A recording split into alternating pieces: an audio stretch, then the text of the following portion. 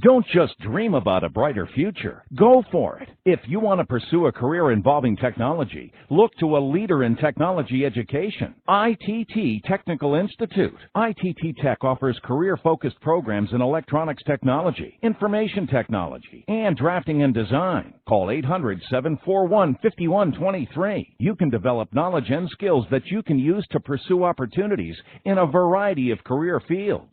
ITT Tech's programs are designed to give you practical, real-world experience. Classes and day or evening courses meet just a few days each week. Career services are available for students and graduates, and financial aid is available for those who qualify. Would a career involving technology make your dreams come true? Call ITT Tech right now for more information. Call 800-741-5123. 800-741-5123. That's 800-741-5123.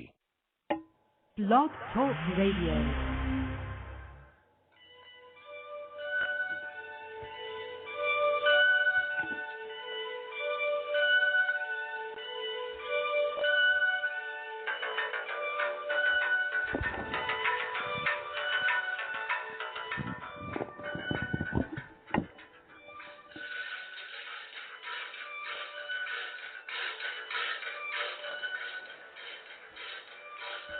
All right, it's about that time. It is about that time. It's time to start the Frank the Unicorn Radio program.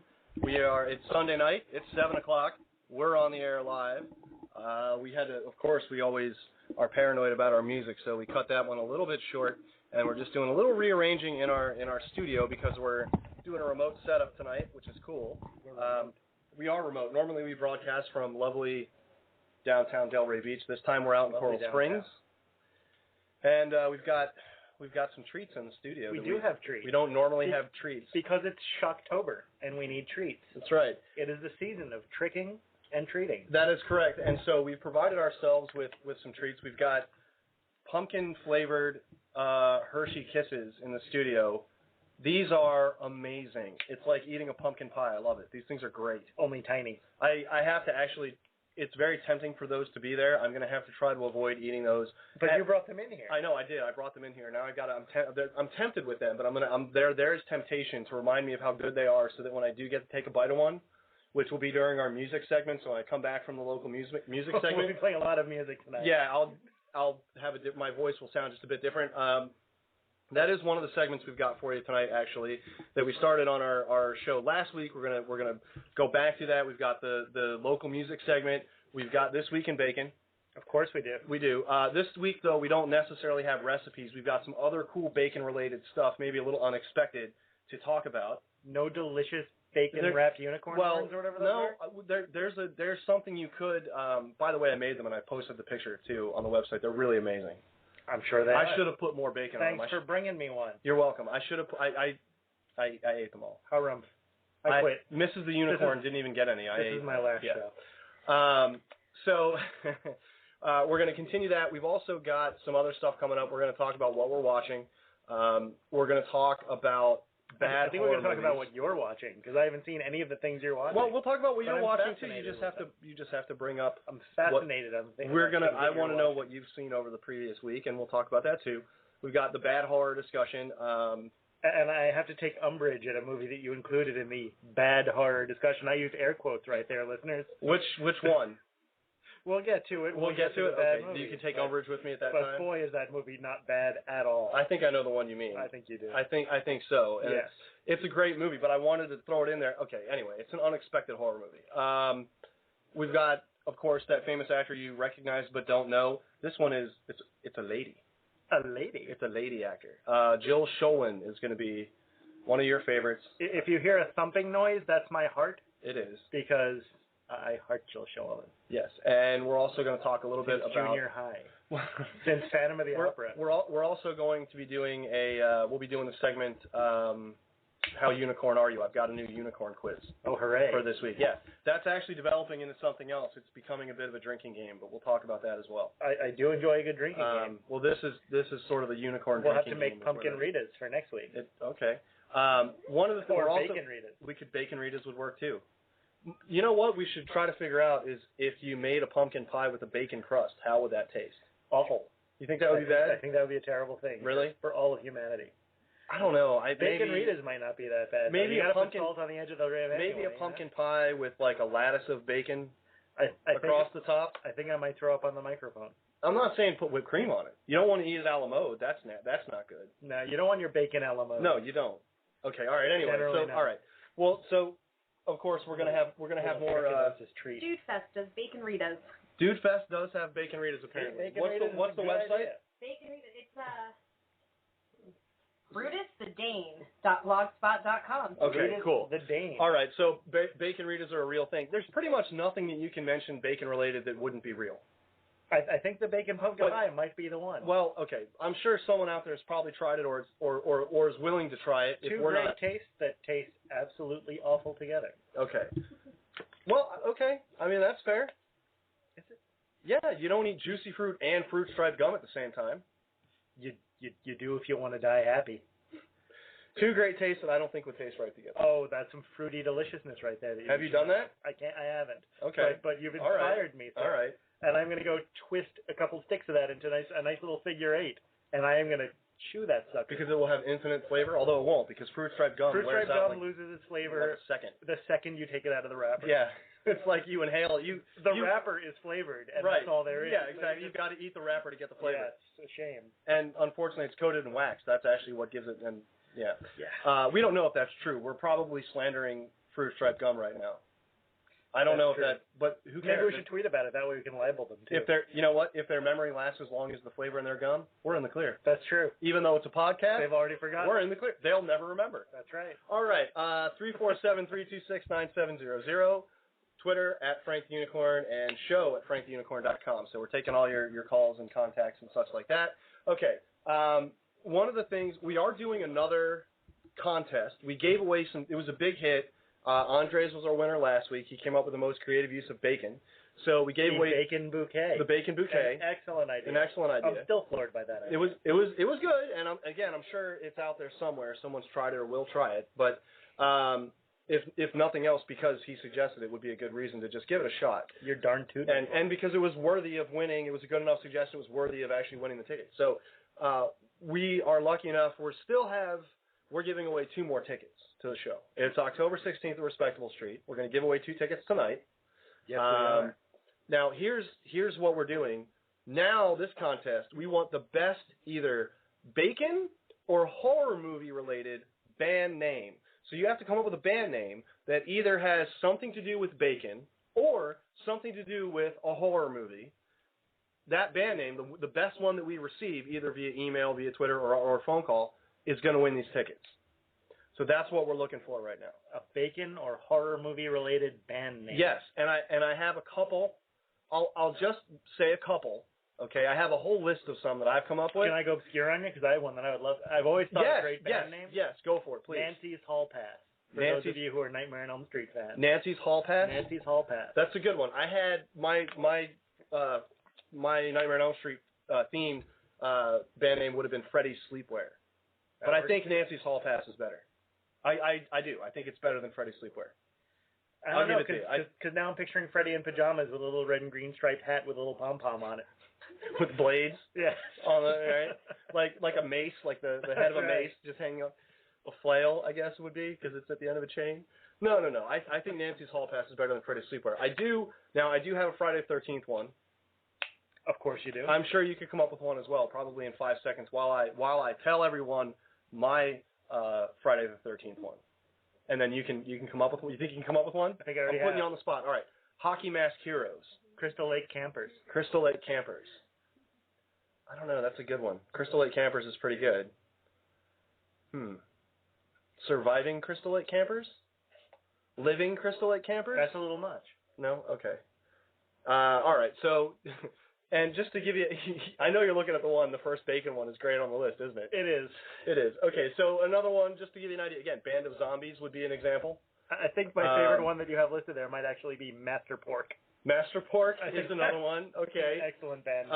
Orson, I would go see Master Pork. You would? I think, I like Orson Porkside and the Bacon Taints. I think that is that is lovely. That is a good one. Lost Bacon Ditos.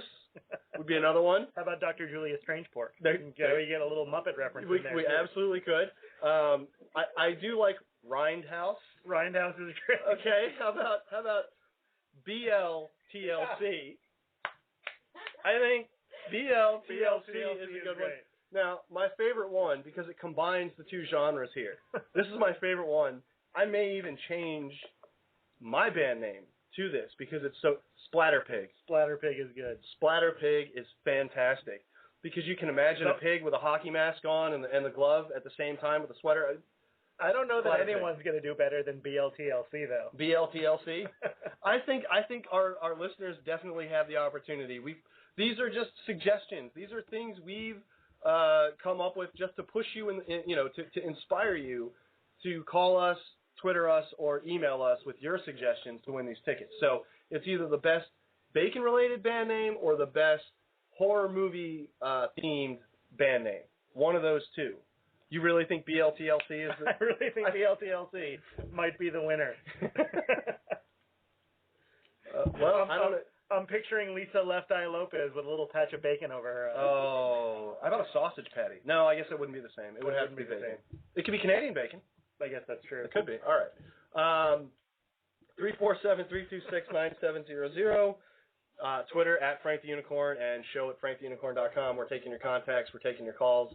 We want to hear from you. We want your best bacon or horror show themed band name. And if you think you can do better than BLTLC, which you can't, or Master Pork, or Splatterpig, or Camp Crystal Lake, or Camp Crystal Lake Campers, Nancy's Hall Pass, these are all, this is what we have right now that we've come up with. I know our listeners are creative. I know out there somewhere, someone is going to come up with one of these band names that we're going to like more. Indeed. One of the things I do want to do, because we're giving away tickets to a Modernesque Burlesque show, and I went to the show at Dada, by the way, which was quite good. It was very crowded. So you definitely want to get your tickets early. Did you have a better bartending experience? Yes, I did. I had a much better bartending because experience. you get 2 weeks to get that off your chest. Yeah, well, again, the guy was just so out of line. But let's not give him a third week, okay? Okay. The service was very good at Dada. It was a lot of fun. Next time you see that man, you tell him he is a bacon taint. Yes, that's right. He is, totally. So I saw the show. It was a great show. Convinced one of the dancers to come on our show so that she can talk about the Respectable Street show since we're giving away the tickets to that particular show. At least. Hold on. Whoa. We're going to have dancers? Well, we're not going to have, yeah, essentially we're going to have a dancer on the show in about 30 seconds. We have a dancer? Yeah, we have an actual dancer. Okay. I'm gonna warn you in advance. It's not either Tina Turner or Miss Desiree Dubois in a bacon fringe dress. So it's not a private dancer? It's not a private dancer, dancer for money. No, sir. Oh. She will not dance as you want her to do. Okay. I've taken all the lyrics. She can't go anywhere with it. I just stole the really joke. can't. I just You took did. the whole thing for myself. You took it, you wrapped it in bacon, and you skewered it. And I put it on the grill, and then I overcooked it, and I ate it anyway. All right. It's covered in mustard. No one wants it. I don't even get that. I don't either, but I guarantee you at some point, someone who's listening to this broadcast is going to say to someone else, you know what, it's covered in mustard. I don't want it. I don't think they are. It's covered in mustard. I don't want it. It's just a catchphrase. You just throw it out there. You just say it. Eat your Hershey Kisses. It's covered in mustard. I don't want it. Bring in the dancer. She's covered in mustard. Don't want her. See how this works? You can apply it to anything. You can apply it to anything. All right. I don't know that you can. All right. So yeah, I don't think that's nearly as flexible as you know what? If we were to bring in a burlesque dancer and cover her in mustard, there's no way we'd want her to leave. I cannot disagree with that. Because she'd be tracking mustard all through this place. It'd be a mess. All right. So we can try it if you want. Okay, here we go. Well, now we've got. Hey, look, everyone, we have a dancer. We have a dancer on the show. It's Isadora. Hello, everyone. Can I introduce you? Sure. It's Isadorable from Modernesque Burlesque. Hi. Say hello. Hello. To all the Frank the Unicorn to all the radio Frank the program Unicorn listeners. radio program listeners. Tell us about your show. All right. October 16th. Well, you want her to tell us, or you're going to tell us? I'm covered in mustard. I don't eat this. Eat it. Okay. All right. We have a show coming up on October 16th at Respectable Street in West Palm Beach, and our theme is Happy Hour. It is a tribute to the daily grind. So we're working girls this week. Wait, can you define the fact that you're working girls this week? What should the audience expect from Working Girls? We'll be working it. No, you'll Because see. you're making me a little bit nervous. We have a nurse, we've got a waitress, we've got some secretaries, we've got all kinds of working girls, we've got geishas, we've got all kinds of good stuff going on. Career women, working girls. Is a geisha a career woman? It's a career. I don't know It's if a it's... career suppose path it if You know what Norm Macdonald says about the worst career all the time. Every year it tops the worst career list. I don't. And again, topping the list of worst jobs for 1998 is assistant crack whore, followed very closely by crack whore. But the worst is assistant crack whore. There you go. There's your Norm Macdonald, folks. Sorry to interrupt you with talking. Sorry to interrupt you with crack whore jokes. But can I just throw in there that assistant crack whore would also be a great band name? I know it has nothing to do with the contest. It really would be, but you know what I would say if you know what I would say to an assistant crack whore? It's covered in mustard. I don't want this. Get rid of it. Okay. Oh, my. All right. Yeah, tickets to the show, because everybody should come out to the show on the 16th. I have them for only $5, which means you can buy them through the Frank the Unicorn radio program. Just send a tweet or message us on Facebook or through Frank the Unicorn email. Show@franktheunicorn.com. Or you can contact Modern Esque Burlesque at modernesqueburlesque.com. But tickets are $5 from us, $10 online, and $10 at the door, so you've got them half price. And we only have about 30 left at that price, so get them as soon as you can. And you should absolutely go to the show because it's a great show. It is a great show. Sounds like It's a great troupe. It's a great show. Okay. I thank you for being here. Do you want to hang out for a little bit with us? Do you want to take the unicorn quiz? I could give you and Beans both the unicorn More quiz. importantly, do you want to do a little dance? I would love to do a dance, but only if it involves bacon. And I'd be happy to take the unicorn quiz. Bacon dancing. Sometimes I hate that we're on the radio. No one can see this. We're actually, well, technically we're on the internet, but okay, all right, well. Internet radio. We're nitpicking at this point. That's what that is. That's just foolish. You know what? Let's do this then. Let's go ahead and just do a real quick How Unicorn Are You segment. Oh, let's. Shall we? And then you should explain how this is becoming a drinking game. I'm going to explain how that's becoming a drinking game, actually. Basically, the way this is becoming a drinking game is that we're going to compile these, okay, into one huge list. Huge. Changes week to week. Every week we do this. Every week it's different. Mm-hmm. Changes. Okay. We're going to compile all these into a list. You will then ask your friends, and however many people pick the unicorn answer, whatever the majority is declared the unicorn's answer. Those people don't drink. If you're in the minority, you drink. If you're the only one in the minority, you finish your drink. That's how it works as a drinking game. Fair enough. Okay, it's like a secret ballot drinking game. You're picking A or B, and then okay. Pour some bacon Ritas. All right, so let's just go ahead and get rolling here. We've got the studio just exploded. That's right. We've got the How Unicorn Are You of the week. This quiz of the week. Okay, and by the way, callers, you can also, if you would like, be subjected to the How Unicorn Are You quiz.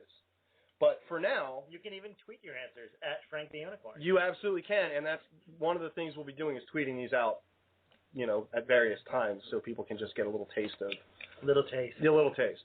Just like I had of this delicious pumpkin candy, which, Before you eat that. If you want to do a few minutes while I eat some of this, I'm totally cool with That's all right. It's time for you to ask some of these questions here. All right. Well, I'm going to ask you and Is Adorable both to answer these questions. Okay, so the first, all right, this week, all right, How Unicorn Are You? First, okay with losing. Well. Oh, bring it on, Beans. All right. First question. I got your hall pass right here. All right. You got is that Nancy's hall pass? I got it, Nancy. It is? Okay. First question. Better Guinness World Record, longest slip and slide on a bacon slip and slide, or most times dropped in a dunk tank filled with Baconaise? Have you been reading my diary? That I have, sir. I'm going to have to go with the dunk tank filled with Baconaise. Oh, I'd go with the slip and slide. Bacon slip and slide. Yes, but what you do is you drop in the dunk tank filled with Baconaise. Open your mouth. Then you go on the slip and slide. That is a good idea. See? Oil yourself up with the bacon before That's sliding what I'm on saying. the bacon.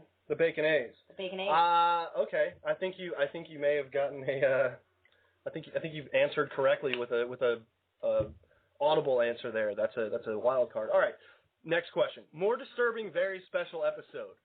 Webster smokes crack or Alex P. Keaton kills a hooker? Hooker. I just sort of assumed Alex P. Keaton was killing hookers. He's a Republican, right? He's like a young Republican in the 80s. Of course he killed a hooker. I mean, Of course he killed a hooker and bankrupted a savings and loan. Yeah. He probably did time for fraud. and after Webster doing crack, I mean, I don't know if I'd worry about smoking because as long as he's going to grow anyway. He was what, like 1'2"? So there's no way about something is gross. But Mr. Papadopoulos is going to come over here and punch you right in the... Mr. Papadopoulos That's is right. going to be very He's upset. trying to chop. And I don't want Alex Karras to be mad at me. No, you don't. So I'd have to He go punched a horse, dude. You really... Blazing Saddles. Go like candy. We were talking about that earlier. Okay. Wow, that's a tough call. No, it's Alex P. Keaton kills a hooker. Yeah, I don't know if it's more disturbing, but I know it's the one I'd watch sooner. I would add it to the Netflix queue right now. That would be the greatest episode of... Forget the Tom Hanks is the drunk uncle episode. that would be much more special. How do we live, baby? Okay. Killing horse. All right. Moving on. Whatever. All right. Hotter, slutty Halloween costume, trashy Rainbow Bright, or naughty strawberry shortcake. Why are both the choices for like 9-year-olds? That worries me. Well, they're not. They're 80s. Rainbow Bright and Rainbow Strawberry Bright Shortcake go are to Unicorn, though, so That's I true, say but it's got to be trashy Rainbow Bright. They're such very innocent characters. I feel bad even having to choose Have you seen these costumes? Can't say that I They have. actually exist. They do. Do exist. they? Yes. They exist. Oh yeah. And actually, Naughty Strawberry Shortcake is way hotter than the trashy Rainbow Bright costume, but trashy Rainbow Bright likes unicorns, so See, that's my answer. But unicorns like strawberry. Rainbow Bright strikes me that she'd be a little more tragic. She had like the leg warmers going on. She had The big ponytail. Yeah, I mean she was a this is jazzerciser. creepy. Is what I'm saying. That's a cartoon girl. These are trashy. So you're saying Rainbow That's what I'm Bright? saying. You're saying that Rainbow Bright far more likely to be vajazzled than Yeah, strawberry. I mean, Strawberry Shortcake seemed like a little. There'd be some powdered sugar. There wouldn't be much. Rainbow vagina. Oh. Right. Okay. All right. But no, Strawberry Shortcake would be more like she seemed more like an innocent, nice girl. But Rainbow Bright was going to grow up. I feel like Strawberry Shortcake would bake for you. I feel like that's a good thing. She would make you food. She would take care of you. You know, and if again, it's these. Yes, I'm okay. You pointed out that yes, these are like More importantly, does anyone dress as a trashy Punky Brewster? Well, I mean, I have a personal affinity for Soleil and Fry. Who doesn't? I try to avoid the Punky Brewster thing. I try to avoid talking about the Punky Brewster thing because people associate her with that role so much, and she's done a lot since then, and she's really beautiful and wonderful on her own and in her own right as an actress. I'm not talking about Soleil Moon Frye in any way, shape, or form. I'm merely talking about. Well, now you're really Punky talking about like a Brewster 6-year-old girl. That's very disturbing. That is actually disturbing because Rainbow Bright, Strawberry Shortcake cartoons, they could be 500 years old. They could be gilfs for all you know. You don't know. I was going by the leg warmers, the look, not necessarily the age range. How about just 80? Okay. All right. Anyway, can we move? Let's move on to the next. Let's move on to the next question. Okay, next question. Better concept for terrible horror movie. Okay, stay with me on this one. Homicidal dog catcher, haunted by the ghost of his puppy, Mr. Pepperpants, uses the ghosts of the dogs he has to execute, to take revenge on the owners who abandoned the dogs until he's stopped by an unlikely foe. A stray cat named Stripes Jackson, who has a fondness for using wiffle ball bats and rusty can tops to solve problems. And He comes to the rescue. Or Biodome, the director's cut, is re-released into theaters, turning the 17 people who see it into actual zombies. No way 17 people are going to that movie. Who were then defeated by the real-life duo of Pauly Shore and Stephen Baldwin, and less than an hour and a half, horror hilarity ensues. What do you think of those as a better concept for a bad horror movie? To this day, Mr. Pepperpants or Biodome makes people zombies? To this day, I haven't seen Cujo or Man's Best Friend or any of those because I hate movies where the dog dies, even when it's stuff like that. So I wouldn't even be able to go to that one. So I'm going to have to go with, dear God, help me, Biodome, the director's cut. Nice. Wow, I knew I could find a way to get you to select Biodome if given a choice. And that would be it. I got to go with Mr. Pepperpants. I'm sorry, he uses wiffle ball bats and can tops, rusty ones. I would have to just bask into William Atherton. And hope let me just interrupt you because you've misread the pitch. Stripes Jackson, the feline hero of the story, uses the wiffle ball bats and the rusty can tops to get. Oh yes, Stripes Jackson. Stripes Jackson. What better name could you have for a feline horror villain or feline horror hero? Then Stripes Jackson. Yeah, dude. Can Carl Weathers do the voice? Carl Weathers must do the voice. Okay, all right. Better dubbing, monkey fighting or melon farmer? I'm partial to Melon Farmer, but monkey fighting was pretty damn funny. I'm going monkey fighting. Okay, I've come up with some of my own in these. All right. Better dubbing, Mango Shucker or Money Flaunter? Mango Shucker. Oh, If just Mango because Shucker. it gives you the excuse to say Shucker. Okay. All right. Last one of these. Better dubbing, Mustard Flinger or Mallow Fluffer? Mallow Fluffer. You know, I misread that as Mustard Finger, and I got very disturbed. No, Mustard Flinger. I know, I'm just saying. And now the audience knows you're reading these before I even asked them.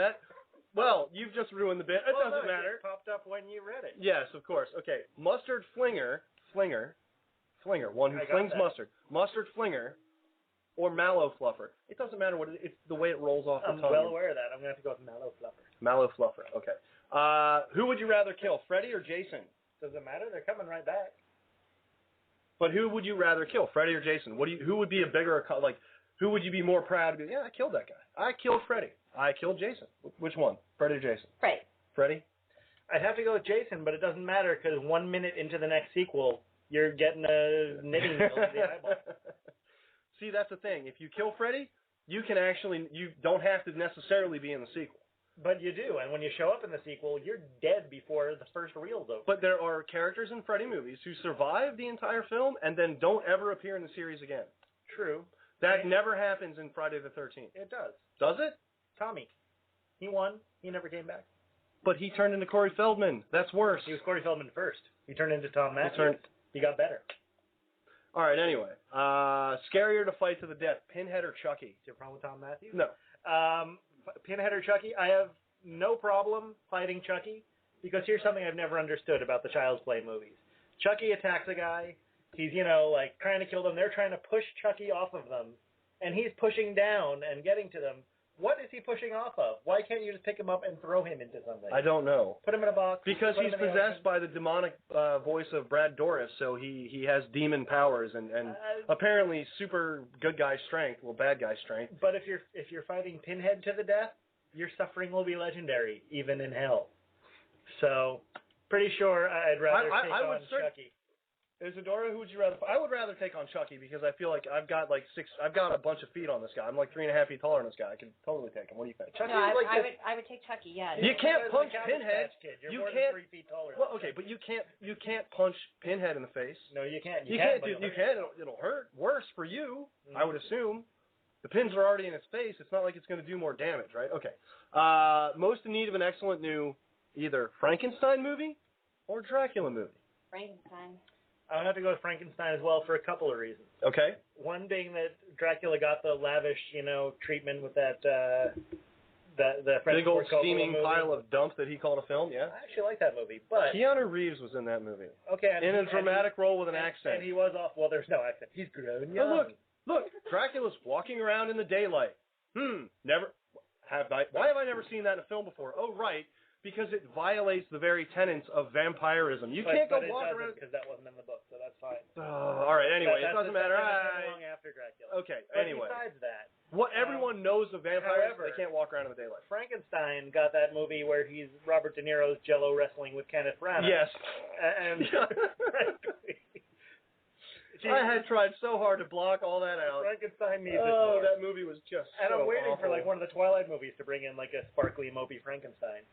Now that they've got a sparkly mopey Dracula and a sparkly mopey Wolfman. I guess they do need a sparkly mopey Frankenstein. When's the Frankenstein guy going to transfer into their school? I've got problems.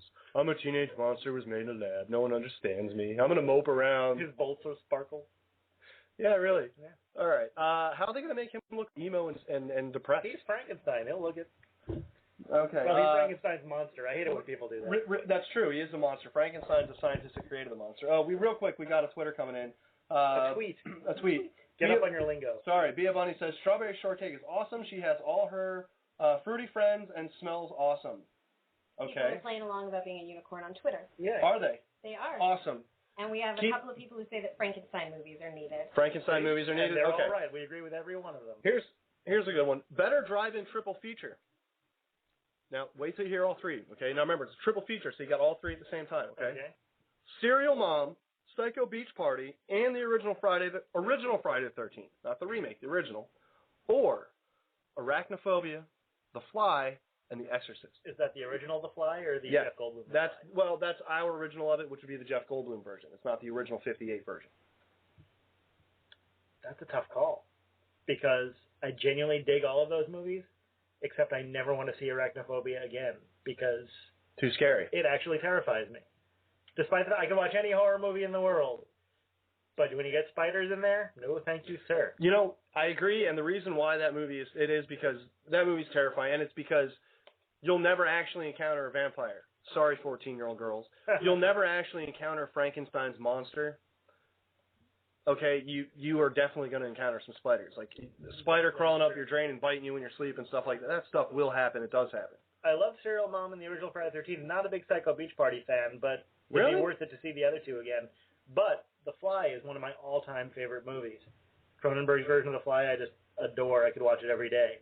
So I'm going to have to go with that just because The Fly's in there. I'll just have to close my eyes a lot during Arachnophobia. So it will actually be an effective trilogy because you'll be afraid of the first movie. Yes. You'll love the second, and I know you. I saw The Exorcist with you. You were afraid. You were scared. It was freaky. How about for you? Isadora, what do you think? Better drive a triple feature. The scariest part of The Exorcist was when you grabbed my thigh when she came crawling down the stairs. I still have the claw mark. I was afraid. I was afraid and confused. She's laughing at me. She's not even able to participate in the program right now. No, I would totally have to disagree and go with Serial Mom, Psycho Beach Party, and the original Friday the 13th. Absolutely, because Serial Mom's one of my favorite movies ever. It is a great movie. I do, in fact, love me some Serial Someone Mom. ought to kill her. Well, somebody just might. I love that movie. You were not kind, ma'am. You did not rewind, and now you will be fine. One of the very few times I genuinely liked Matthew Lillard. He was great in that movie. He played the son. Early role for him. All right. More deadly. Unicorn Horn, the delicious bacon treat, or Unicorn Horn, the indestructible appendage. Gotta go with the bacon treat. Bacon treat? I just like the word appendage, so we're going to go with indestructible appendage. All right, we're split on that. Okay. Very important question now. I expect to get a lot of Twitter on this one. Seriously. Better leader for Cobra. Let me say that correctly. Better leader for Cobra! Cobra Commander, or Serpentor. What, no Destro? Destro's kind of a package deal with Cobra Commander. He's like his main hench guy.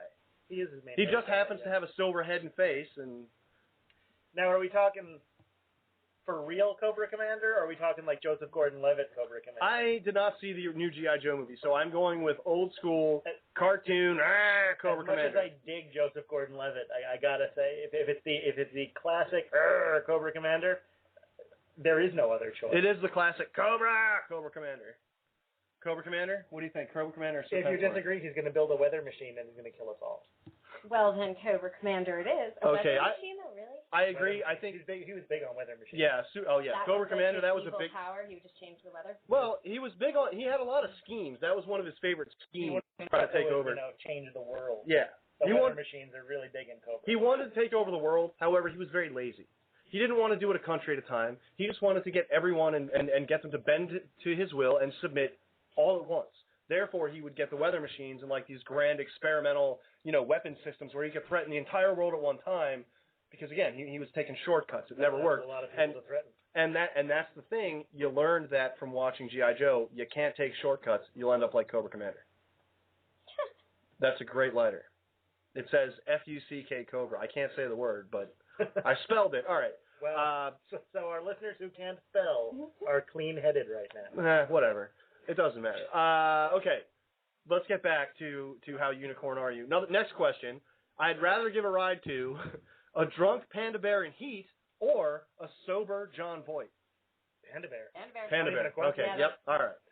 Sorry, John Voight, but better beginning to a movie. Midnight Panda is a movie I watched long before I watched my go again. Can we hashtag Midnight Panda? Okay.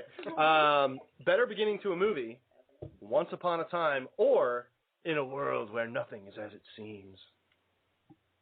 Well, that's more a trailer thing than the actual beginning of the movie thing, isn't it? The In a World guy is the trailer guy. Just play Have you ever along. seen a movie that starts with "In a World"? Maybe Waterworld. I don't remember. Does anyone remember Waterworld? I'm getting blank stares. I don't know if people can quite hear the crickets that we have in the studio when you ask that question, but no. I'm the only person I know who's ever seen Waterworld, so. All right, so you think Once Upon a Time then, because the other one's not really an opening? Is that I think that's what you have to go with. is that what we're going with? It's a technicality, I admit, but. Okay. Kind of like in a world where nothing is as it seems. One man. Okay. Worst horror movie death. Okay. Worst horror movie death.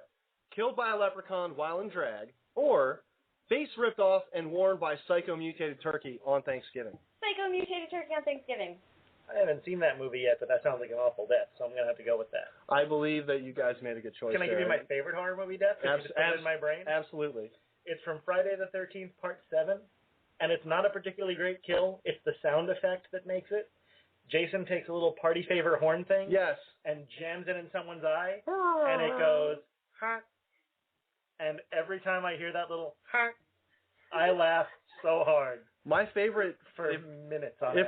if we're getting my favorite Friday the 13th movie death, okay, is Jason in space. Actually, when it's not even a real death, it's when they're doing like the virtual reality to try to throw him off, and they make the camping scene with the campers. We love premarital sex. And he just picks up the sleeping bag and slams it into the tree and throws him on the ground and keeps walking. It's good stuff. That is classic. Okay. I'm a big fan of Jason X. I don't know why people don't like that movie. It's so fun. Come on, it's Jason in space. You know what? I have thought, though, from the Leprechaun movies, the next logical progression, Jason in the Hood.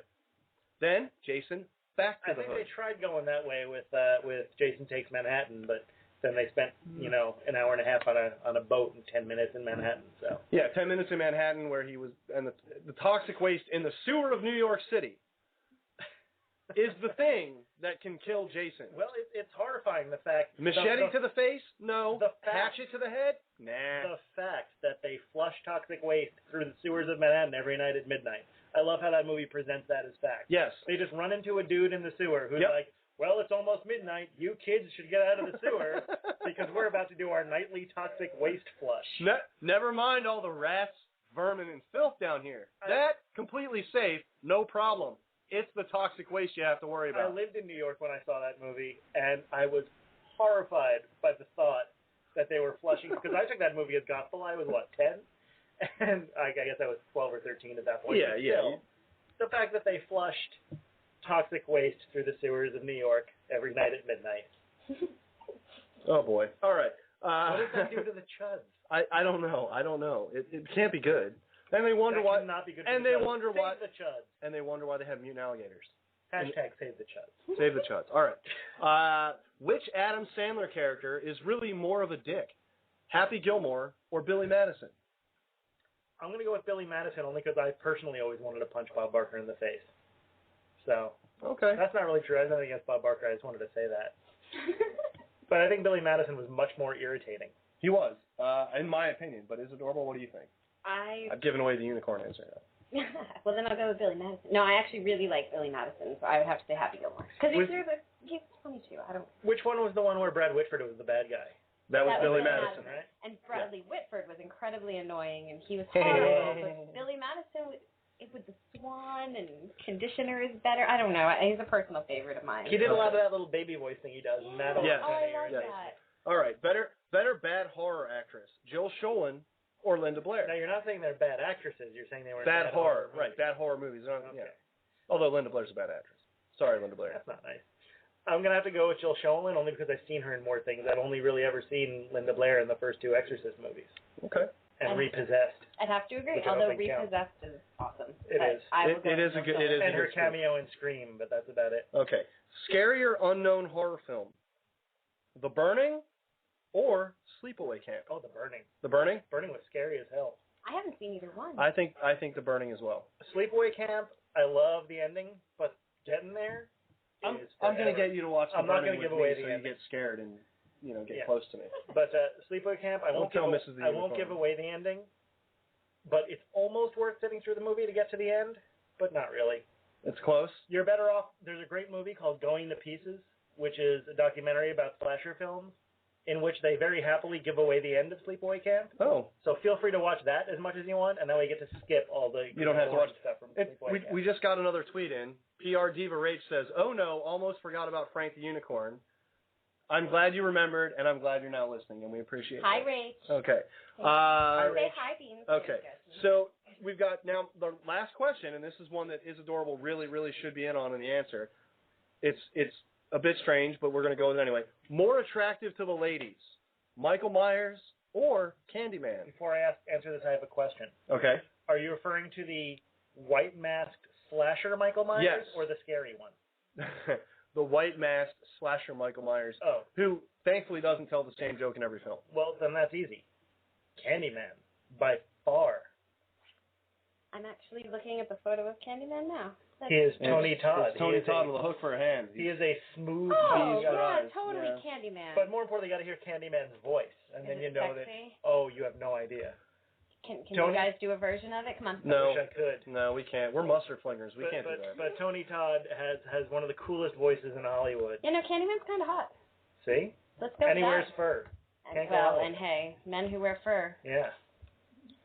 Hashtag men who wear fur. Okay.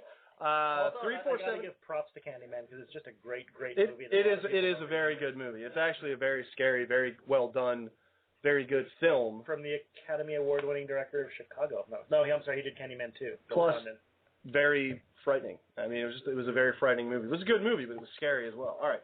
347-326-9700 if you want to get in on this How Unicorn Are You, or if you want to give us a bacon or horror-themed band name to win some tickets to the Modern Burlesque show on October 16th, you can do that.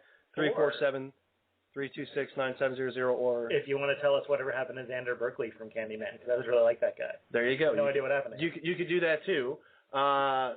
Yeah, 347-326-9700, Twitter if you at are Frank the Xander Unicorn. Berkeley, give us a call. Show at franktheunicorn.com. All right, so we're gonna keep moving on here, and I think I'm gonna, as always, I always declare a tie every week. As you should. Well, it's a fair way to do it.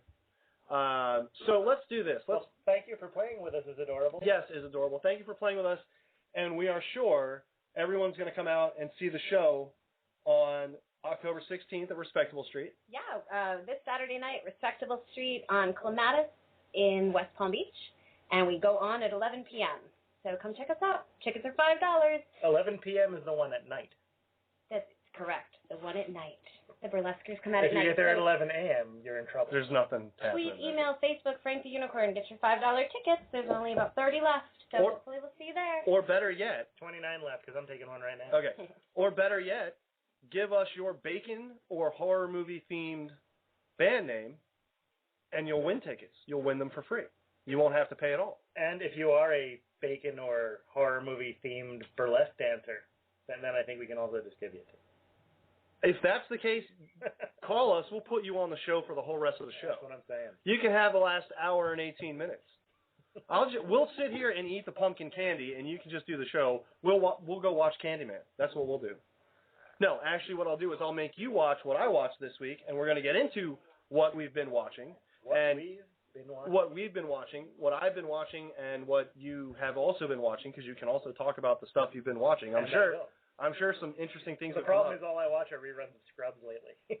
Really? Yeah, I've been watching a lot of Scrubs. Oh, I know. you're going to turn into New York I Ann know on me. BLTLC doesn't want no Scrubs. No, they do But- not. They do not. But I dig that show. I can't help it. I need my little John C. McGinley fix. I can't help that. Okay, all right. Well, so here's what we're going to do. Now, one of the things is there's a show down in Miami, and we got some tickets to go down and see a preview. One of our producers went and saw a preview, the Circos de los Horrors, and Can it's you like translate that for the circus for of the non-Spaniards in our audience? the Circus of Horror. The Circus of Horror. It's a circus. It's a horror themed circus show. Isn't every circus a circus of horror? No, the clowns in this one are meant to be scary. All There's like clowns are meant to there's be like scary. dudes with Did chainsaws. you not see Poltergeist? Clowns are scary. That's what makes clowns scary is Poltergeist. No. When the No. no. Well, Poltergeist I'm makes not clowns afraid. scary first. I gotta. I'm not afraid. Yeah, I saw Poltergeist as a kid, and when that clown came up, and wrapped his arm around the kid, the neck choking, No way. That was it. Clowns forever scary for me from that point on. Much worse than, It. Okay, Tim Curry's a clown. Yes, that's frightening. No, don't knock that, because it was scary as hell. Okay, but not as scary as the clown from Poltergeist when you're like 6 years old and you see that movie and it's, no. Well, try reading it before you see the movie, because that clown will scare your pants off you.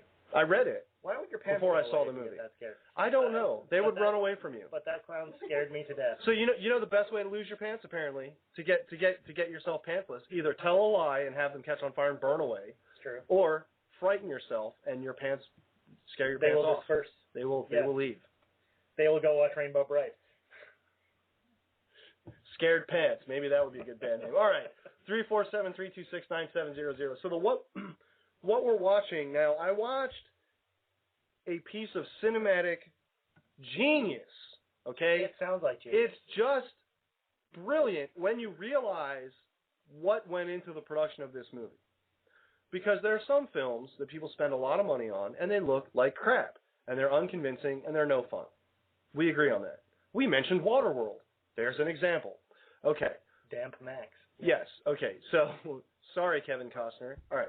I'm not. I still want my money back, Kev. Yeah, you owe a lot of people a lot of money. Okay, let's not even get into the Postman. Okay, because anyway, I forgot about the Postman. I'm sorry, I reminded you of it. I finally forgot about the Postman, and now you put it back in my brain. Sorry. This film that I watched, it's on Netflix. It's on the instant watch it now. It's on the horror. It's on the horror queue. Okay, if you just go to your Netflix, it's on horror. You need to watch this film. You really need to take an hour out of your life and just enjoy this. We've been talking about it for 10 minutes without telling anyone what it is. It's called Thanksgiving. Thanksgiving. And yes, in fact, that's not even a real pun. Mm-mm. They couldn't even spend money on the pun. They had no money. They shot it in, I think, 11 days with leftover props. Okay. Leftover from what? I guess from their year at school. I guess these guys were in film school.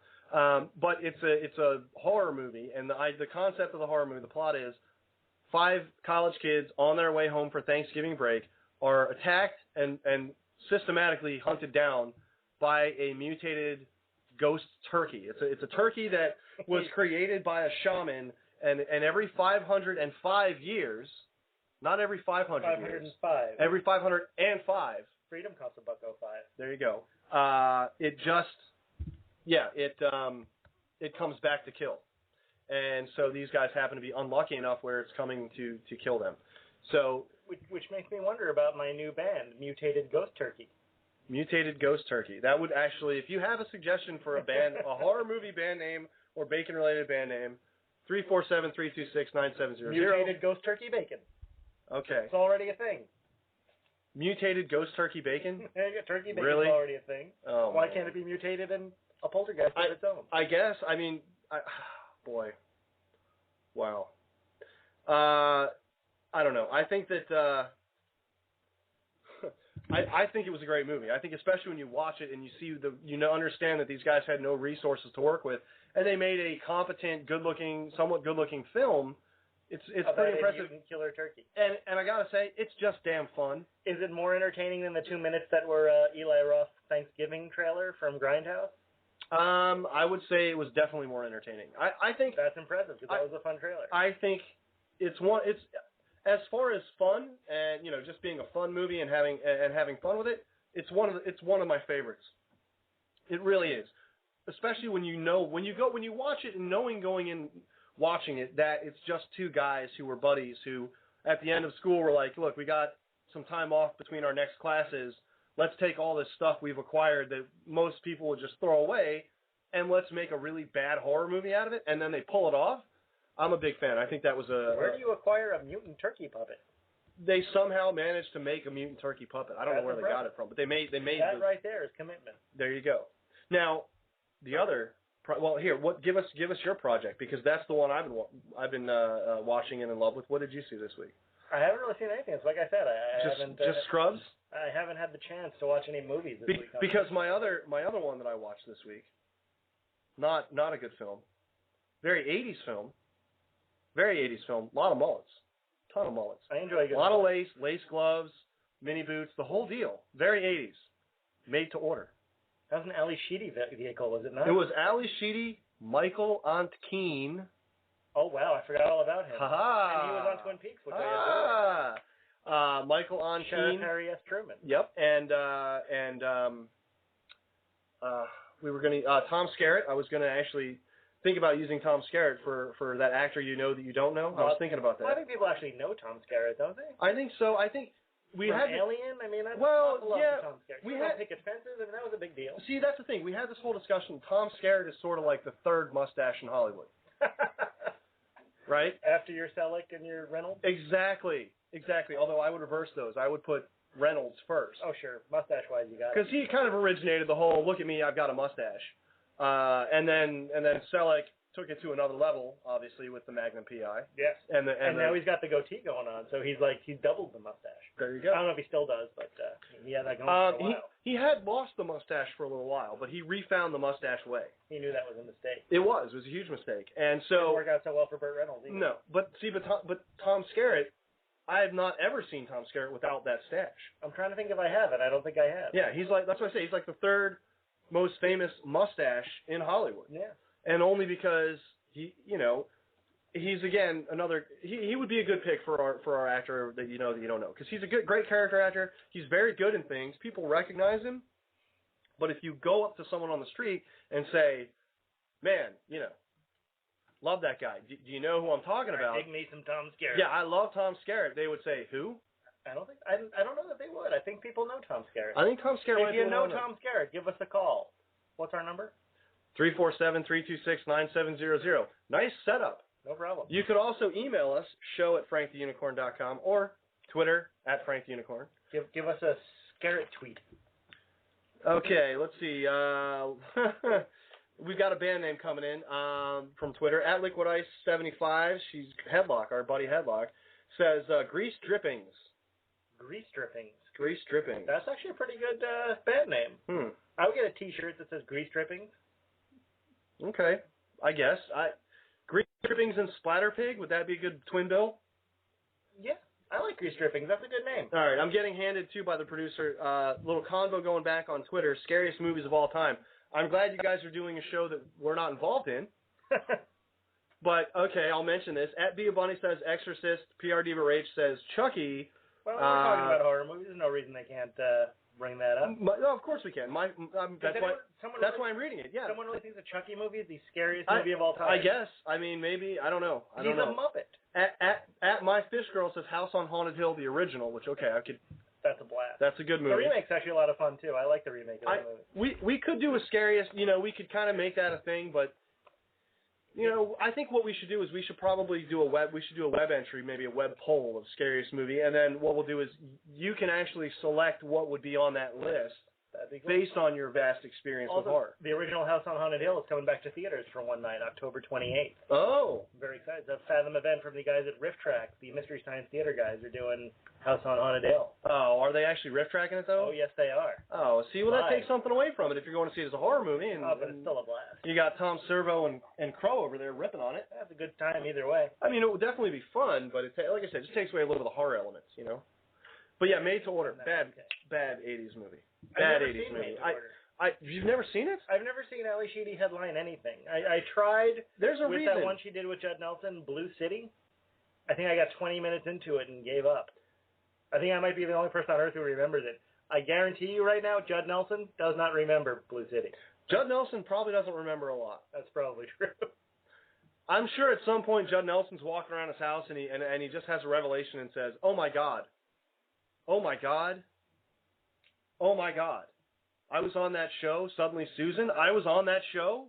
That What? show was about me. I didn't even know he was on He that was the show. boss, dude. I've never seen Suddenly Susan. He was the male lead on Suddenly Susan. If Beans doesn't know that he was on Suddenly Susan, I always liked then him. there's no chance Judd Nelson knows that he was on the show. I always liked him from, of course, Breakfast Club and from the Hip, which is a very underrated movie. But Played an attorney in that movie. the thing that I dig about Judd Nelson is he made a couple of truly atrocious made-for-USA horror flicks Yeah. that I love unabashedly. Cabin by the Lake and Return to The Cabin by the Lake. It You was- know, the last time we went to that Cabin by the Lake, that guy was Judd Nelson was over there trying to kill us. He's a writer. Why don't we return there? He's a writer who kills a bunch of people that he steals ideas from and things like that. And he writes murder mysteries, so he has to kill a couple of people to get in on that, which I'm sure a lot of mystery writers do, don't they? I don't know, but wow, it's a great couple of. We are slandering a lot of people with this one, although that was very. I didn't mention anyone. Well, I'd say that was non-specific, so that one's okay. Yeah. We can get away with it. I didn't say that James Patterson kills 3 hookers a week. I never said that.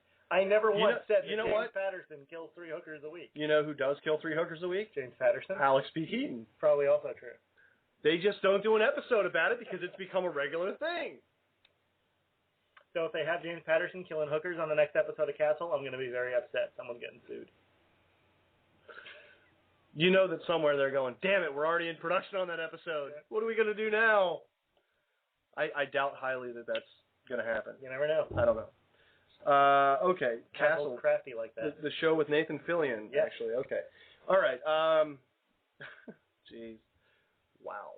What? Castle's a good show. No, I've never actually. I'm aware of it. I've never actually seen it. I've never watched it. You know, it's my relationship with Castle is much like your relationship with Made to Order. I'm aware of it. I know of its existence. If it were in the room with me, I would know it was present. I wouldn't necessarily turn my eyes and attention to it. But you should. Perhaps, but I feel like I have, to do so much research watching other bad programming to do this show. I mean, look, I've watched in consecutive weeks. Look at this. Biodome? Thanksgiving? Right, nobody told you to watch Biodome. I'm watching some really bad stuff to bring out here. You brought Biodome on yourself. No one did that to you. I did, and then I brought it. You want a scary horror movie, folks? Go watch Biodome. That's the most terrifying movie I've ever seen, considered. Well, I'll tell you what. We've got a caller coming in. We've got a call. We have a call. We haven't had a call. We didn't get a call last week. No, we didn't. Let's answer this one. Let's. Caller, you're on the horn. Good morning, people. Oh, it's Headlock from New York. Hello. Yes, it is. Hello. What's up, Grease Drippings? Not much. Just killing some time in between the football games. Killing time with a uniform. Yes, I am. Just figured to call and say hello to you all. I'm glad to know that we're not quite as entertaining as the NFL, but we're still more entertaining than any programming that's on at 7:56. I don't think you can say that without express written consent from the National Football League. I'm not rebroadcasting or giving scores. I'm just commenting that we're not quite as interested. Anyway. Well, I was multitasking before, so, It's all good. It's all good. Now, I'm glad you called in because we're actually getting ready to go into our local music segment. So this would be a good lead-in. Well, no, hold on. This would be a good lead-in because you had a pretty cool experience in the music industry yourself this week, did you not? Yeah, I did. Would you please tell us about your experience? You got to do something a lot of people want to do, but a lot of people don't necessarily get to do, and that is? Well, I can't divulge too much information. However, you appeared in a music video. Can I say that? Yeah, I was going to say that. Yeah, I'm going to be. I volunteered with a bunch of other people to be an unpaid extra in the upcoming 30 Seconds to Mars music video, Hurricane, and they were filming it in New York City this past couple days. So that's an awesome thing to get to actually go and be in a real band, like a real. Right, it's Jared Leto's band, so it's an actual band with some star power. It's not, this is like a real and a good band. And apparently, Beans is a fan. Yeah, Jared, Shannon, and Tomo, they're really, really, really, really great guys. Made us very comfortable there. I believe Jared is directing most of it with I forget the other gentleman's name. Very, very focused. Very, very driven to make sure that his vision was taking place on set. It's good to have a vision. It's very good to have a vision. They're very. Can you give us details? Can you give us any details? I understand if you can't, but can you give us any details? I mean, as he stated in his little MTV blog about his vision, so to speak, for the video, it is very sexual and violent. And there were some very interesting sexual and violent. Sign me up. We love it. Very interesting things going on around downtown New York City.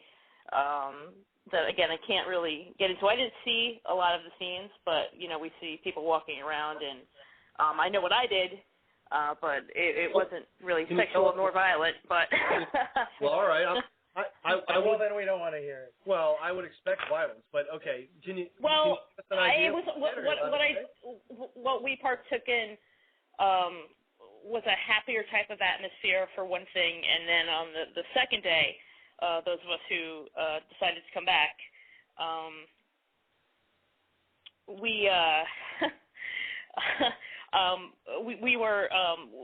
did a lot more, and it was on the darker side, more choreographed. There were pyrotechnics involved, I will say that, and Something blew up. it was violence, definitely sex, and fire and explosions. Good. Yes, it was definitely an interesting experience. It was very tiring, things I totally was not prepared for, but I would do it again in a heartbeat. Very cool. And now, any idea when the video is going to come out? Do we know when they're going to release? From what we were told, I believe it's going to be releasing in the first week of November when they're releasing the deluxe CD. Cool. Very nice. We'll be on the lookout for that. 30 Seconds to Mars. 30 Seconds to Mars. The song is Hurricane. Yep. Right? Do you know the name of the album? Have they come up with an album name yet? Well, this is from This Is War, so it's a new album. Mm-hmm. Okay. And that's the first week in November, so we want everyone to pay attention to that, look for that. Absolutely. And we're gonna we're absolutely going to have to put the website. We're definitely going to put the video on the website. Awesome. And we'll have to tell people exactly at which point they can see Headlock. Absolutely. Well, for the most part, the first portion of it, we probably won't see Headlock. And the second portion, my second activity, so to speak, there, you may see me, but unless you know my eyes, you probably won't know it's me. Oh, we know your eyes. Oh, we do.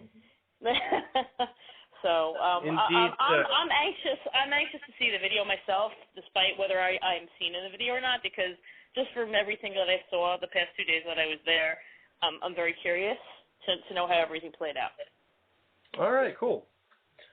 We're looking forward to it. Awesome. Now, so right now, I got to tell you, I know it's going to be tough for you to make it to the show. You're in the lead. You're in the lead for free tickets to this Modern Burlesque show. Oh, well, you know what? It's a little bit of a commute for me.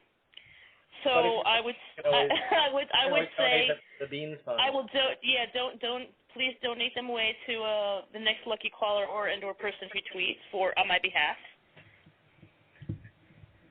Okay, we can do that. More importantly, do you think you can talk to Jared Leto about perhaps changing the name of his band to Grease Tripping? Probably not, since I did actually make my opinion known on something on Thursday, and I'm not really sure how that went over with him. Oh, so. Fans don't like opinions. That's not right. Well, I think he knew I was kidding. He had said that our group looked kind of scary, which is what he wanted. He'd asked for a darker theme for that, and I just simply said, well, hey, that's what you asked for. And it's kind of hard to tell because he's kind of on the move and really, really busy and trying to help direct us and push us to where we need to go. So he had you gently escorted out rather than actually No. He believe it or not didn't. And after I had said what I had said, I thought about that like for a split second. I'm like, oh, you know what? But you couldn't see my mouth moving. It was covered, so it could have been somebody could have threw their voice. Well, you know what? I mean, let's just face facts. You're from New York. You got the accent. We know you're going to say your opinion. We know you're going to give your opinion. You're going to say what's on your mind. And there's going to be a lot of W's in it. You probably don't even belong. That's right. And it doesn't matter if you're the pretty guy who gets killed by Christian Bale or not in American Psycho. This is how it is. Well, I do know my place, and I know when not to say something, and I was making a sarcastic type of joke, and it just came out. So there you have it. Yeah, he can deal with it. He should be able to deal with the sarcastic content here and there. Not even a blink of an eye, I'm sure. So it's no worries. All right. Oh, look at this. Bacon Strip, band for burlesque music. Okay, is that at Tiffany Kane? That's giving us that. A band for Bacon Strip. That's actually that would be a good band name, bacon-related band name for burlesque music. Bacon Strip. I like that. All right, at Tiffany Kane, you are officially now in the lead for those tickets. Although we are still taking the tweets, we are still taking the calls. Headlock. Yes.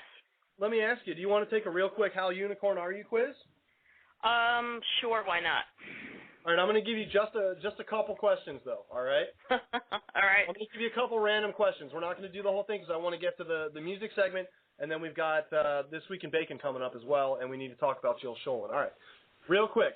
All right, in your opinion, more disturbing, very special episode, Webster Does Crack or Alex P. Keaton Kills a Hooker? You know, I was listening to that before, and I have to say, I would say Webster Doing Crack. Okay. I guess everyone just expects Alex P. Keaton to be killing hookers. Yeah, I mean, that's hardly a very special episode. It's just everyone assumes that's happening every week. That's Friday for him. Okay. Yeah. Well, that's all that right. repressed stuff, you know, just sitting there under that tie. What a repressed dude. All right. Hotter slutty Halloween costume, trashy rainbow bright, or naughty strawberry shortcake? I'm sorry, what was the question again? Hotter slutty Halloween costume, trashy rainbow bright, or naughty strawberry shortcake? That's kind of a toss-up, but I'm going to go with the strawberry shortcake because you don't know what's under that hat. More importantly, how many W's they're are in the word toss. All right. Okay. All right. All right. Two questions. All right. Two questions left. Better leader for Cobra Commander, or Serpentor? I just like the word Serpentor better. We got to vote for Serpentor. Okay. Last question. Had to do it. You'd rather give a ride to a drunk panda bear in heat or a sober John Voight? Are those my only two choices? Those are your only two choices. You're either picking up a drunk panda in heat or John Voight sober. Wow. I'm Voight gonna go might with I'm gonna go with the drunk panda because hopefully that mother will pass out sooner than later. So. Okay. Well, so will John Voight. You're right. Likely. You're right. You're right to have picked the panda because here's the really frightening part. John Voight wants to ride shotgun. Yeah. Okay. So. Yeah. All right. Well, Headlock, I'm gonna let you go. Okay. I appreciate you calling the show. I'm glad you had a great experience with this music video. I'm very much looking forward to seeing it. I think we all are, right? Absolutely. Yes. You got anything else you want to throw out there before we get into? We're going to do our local music segment next. You got anything you want to put out there? No, I just can't wait for Tori Amos to start touring again. I just throw that in there. We get a Tori Amos. You know what's weird? Tori Amos references this show. This is now 2. Steven Seagal's? None. No mention of Steven Seagal or Michael Ian Black tonight. What is wrong with us? When was the first Tori Amos reference? I think I missed that. Well, she made the one, then I brought it up again, so there's 2. And now you just said 3. Right. We need to start talking about Steven Seagal and Michael Ian Black, which we're going to do, I promise, both of them, as if they're listening, on the other side of what we're going to do after this break, which this break is going to be we're going to play the local music segment. Headlock, I appreciate your calling. Take care of yourself. Get back to your NFL up there, all right? Yeah, pleasure talking to you guys. You have a good one. You too. Have the best night of your Later. Bye. Bye. Okay. There were a lot of W's. There were a lot of W's. Millions of W's. There were. She had W's out the A. Dare we say there was a plethora of W's? We dare. We dare. Okay. So yeah, we're gonna do this local music segment. Okay. This band is a little bit. We're in a totally different direction than what we had in our previous local music segment, which was we had some good hardcore rap. That was from Casino Luch. Now this is The Band in Heaven. That's the name of the band. The Band in Heaven. The Band in Heaven. The song is called Summer Bummer.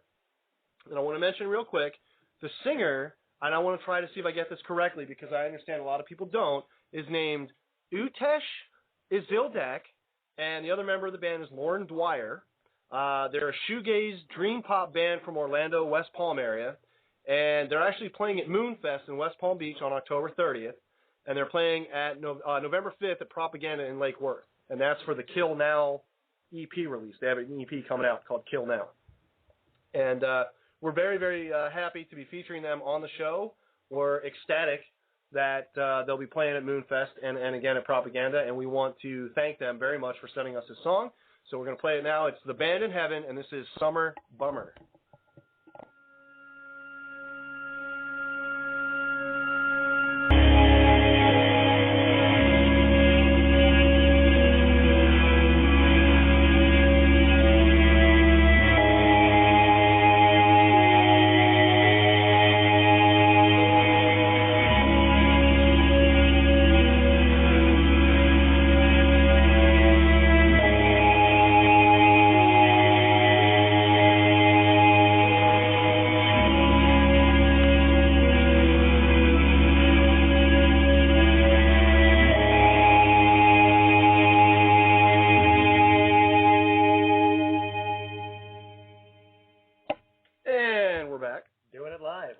We are doing it live.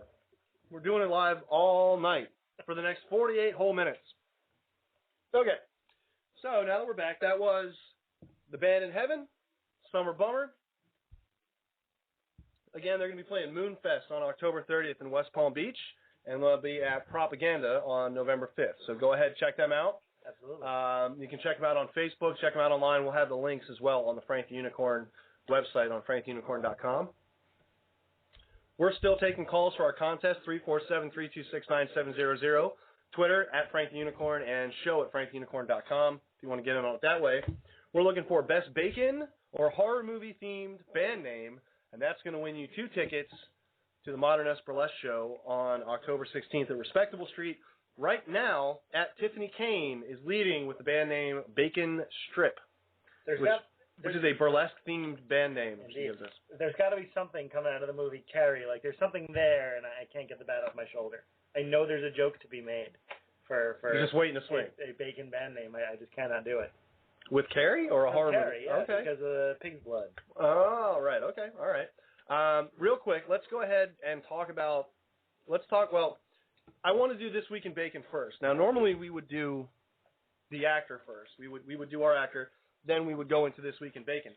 But you know that I might short out the microphone with my drool once we get into the actors we're talking about this week. Well, that's part of it. The other part of it, though, is that we're going to also spend the last bit of the show talking about bad horror movies as well. So before we get into that, and our actress this week is an actress that you know but don't know, has appeared in a lot of horror movies and some bad horror movies, and so it makes more sense to start on Bacon and then segue into the horror. So we'll start with the Bacon, we'll get to the horror. Okay, This Week in Bacon. We've got some links up. We're going to put these links up. There's a few amazing things out there that are Bacon-related that we've found we really like. Mr. Bacon's Big Adventure board game is one of them. Can you deep fry the board game? No, but it looks like a lot of fun. Can you put the board game on a skillet? You possibly could. It's $9. It's a $9 game on Amazon.com. So how could you not love that? I mean, it's only $9, right? And it's as described is that you move your Bacon character along the path through Meatland. Meatland is also a great name for a band. Meatland is a great name for a band. Bacon character is also a great name for a band. Navigate your way through areas like the Mustard Marsh, the Wiener Wasteland, and the Sausage Sea. If it's covered in mustard, I don't want it. I'm glad you said that. Thank you. You validated me. I did it live. You did it live. So the first one to make it to the frying pan at the end of the trail wins. So the first piece of bacon to go and commit suicide by jumping in a frying pan, you win the Bacon board game. Nice. Can I Little flaw in the logic there. I mean, Mustard Marsh, Wiener Wasteland, and Sausage Sea. Any one of those, also an excellent band name. We are covered in band names tonight. As a matter of fact, we are. A thin layer of grief. Courtesy of This Week in Bacon. Okay. They also now on oh, that's awesome. Yeah, on Zazzle.com, there's actually a guy doing bacon shoes. He's got How much is that, and how can I order it now? Click order now. Add to cart. $60 per pair. Add to cart. Bacon shoes. They're not made from actual bacon. I get that. They're a bacon print. But those are awesome. They are awesome. Bacon print is also a fine name for a band. They are awesome. Thus, they've made it to This Week in Bacon. And then now, the last and most extreme element. Now, we looked at the bacon bikini earlier. Little bit racy maybe for us to post. I did post a link on the website to the bacon dress because the bacon dress came up last week. Yes. That actually was the line of the week last week was, can you imagine doing Tina Turner wearing a bacon dress? Okay, that... I recall. Yes, I recall as well. I just scrubbed it out of my brain and you had to put it back. Well, it's on the website too, so I'm sorry. But all right. So bacon shoes. Now, the last one here is the Bacon Explosion. And we're going to put links to this up. That sounds violent. Well, it is. It is. It's amazing. It's... Holy Lord. Yeah. So basically what they do is they take 2 pounds of bacon, 2 pounds of sausage, an entire jar of barbecue sauce, and an entire jar of barbecue rub. This is at barbecueaddicts.com. These are the guys that came up with this, okay? So if you're interested in seeing this, Bacon Explosion, go to barbecueaddicts.com, okay? And essentially what they do is they make a bacon mat, okay, of this extremely thick-cut bacon. Then they cover it in the sausage. Then they cover it in bacon again. Then they put all the seasonings and whatnot in. Then more sausage. Then they roll it as a roll in, and they wrap it in bacon. Then they smoke it, and there it is. It's the Bacon Explosion, and it's fully cooked. So now here's the thing. Hey, what's that noise? Oh, it's my rabbi setting the studio on fire. Right. I'm sorry. Now here's the thing. You can actually go here and buy one of these. You don't even have to make this. You can buy this already made, already cooked. You just heat it up. The best part about doing that is you never have to worry about paying the credit card bill when it comes, because you'll be dead. Because you'll be dead. Consuming You will never survive. You could not eat that and live. Not one human being could not eat that and live. No. Scary Dave or Crazy Dave. Crazy Dave? Good. Crazy Dave, yes. Yeah. Well, okay. I think you could actually eat 2 of them and be just fine. I think, you know what? You could eat 2 of them while rolling down a cliff. You know what I think? You know what I think? He smokes these instead of cigars. Okay, that's pretty good. Okay, Deep in Your Tonsils gives us the. He's a dentist. Gives us Waken. Gives us Waken Bacon, right? Waken Bacon and the Bacon Greasers. The Bacon Greasers. Both from at Deep in Your Tonsils. And he's actually a foodie. He's not a dentist. Okay. He is a foodie. He's a foodie. All right. Awesome chef. But Deep in Your Tonsils with Waken Bacon. Waken Bacon is great. All right. But now here's the question, though. Is that better than bacon strip? You know, I kind of like Waken Bacon. I think I got to give the edge to Waken Bacon. I think at Tiffany Kane needs to come up with another one. I love bacon strip, but I think you're right. I think Waken Bacon is now in the lead. I think Waken Bacon got the edge. I think it does have the edge. All right. So there's our bacon themed. There's This Week in Bacon. It's a short This Week in Bacon, but we're going to post all the links for the web. Now, I personally would love to play the bacon game. I would enjoy that. Just so I can say I sailed the sausage seas to Wienerland or whatever that was. We sailed. That may be the quote of the week. We sailed the sausage seas to Wienertown. No, it's not Wienertown. What is it? I don't remember what it was. Well, I'm going to go look. I'm looking it back up. We got another one. Oh, we're getting some feedback But now. is it better than Waken Bacon? I don't know. It's another burlesque theme. Wiener Wasteland is what it was. Wiener Wasteland. That's at Bia Bunny on Twitter, and her band name is Sizzling Strip. Sizzling Strip. Sizzling Strip is good. You know, but it's kind of like bacon strip and bacon strip. As far as the burlesque goes, it's not. It is good. It is. Sizzling. But see, sizzling's not really bacon. No. We agreed on that. We agreed that sizzling would not be bacon. Wiener Wasteland, by the way. It's not really food. It's not. And you know what you don't want to be? You don't want to be in the sausage sea on Sizzling on your way to the Wiener Wasteland because you'll get stuck in Mustard Marsh. You don't want to waken Sizzling. I mean, there's nothing to that. No, there's nothing to that at all. All right. No one's going to have a bumper sticker that says Sizzling rules. Right at this moment, there's nothing in the world that I want more than a T-shirt that says Waken Bacon. Waken Bacon. I think, that's going to be tough to beat. All right. Let's do this. Let's talk about our actress of the week. Okay, yes, our unknown, our actor that you know but you don't know. Oh, but I know. You know, I know. Jill Schoelen. I've known Jill Schoelen. Jill Schoelen from such films as. You got your Phantom of the Opera, the Robert Englund version, DC Cab, which I've always enjoyed. I had no idea she was in DC Cab. I think she was a little girl, probably in DC Cab. I've never seen DC Cab. Okay. Which I know may be sacrilegious to some, but I should see DC Cab, but I never have.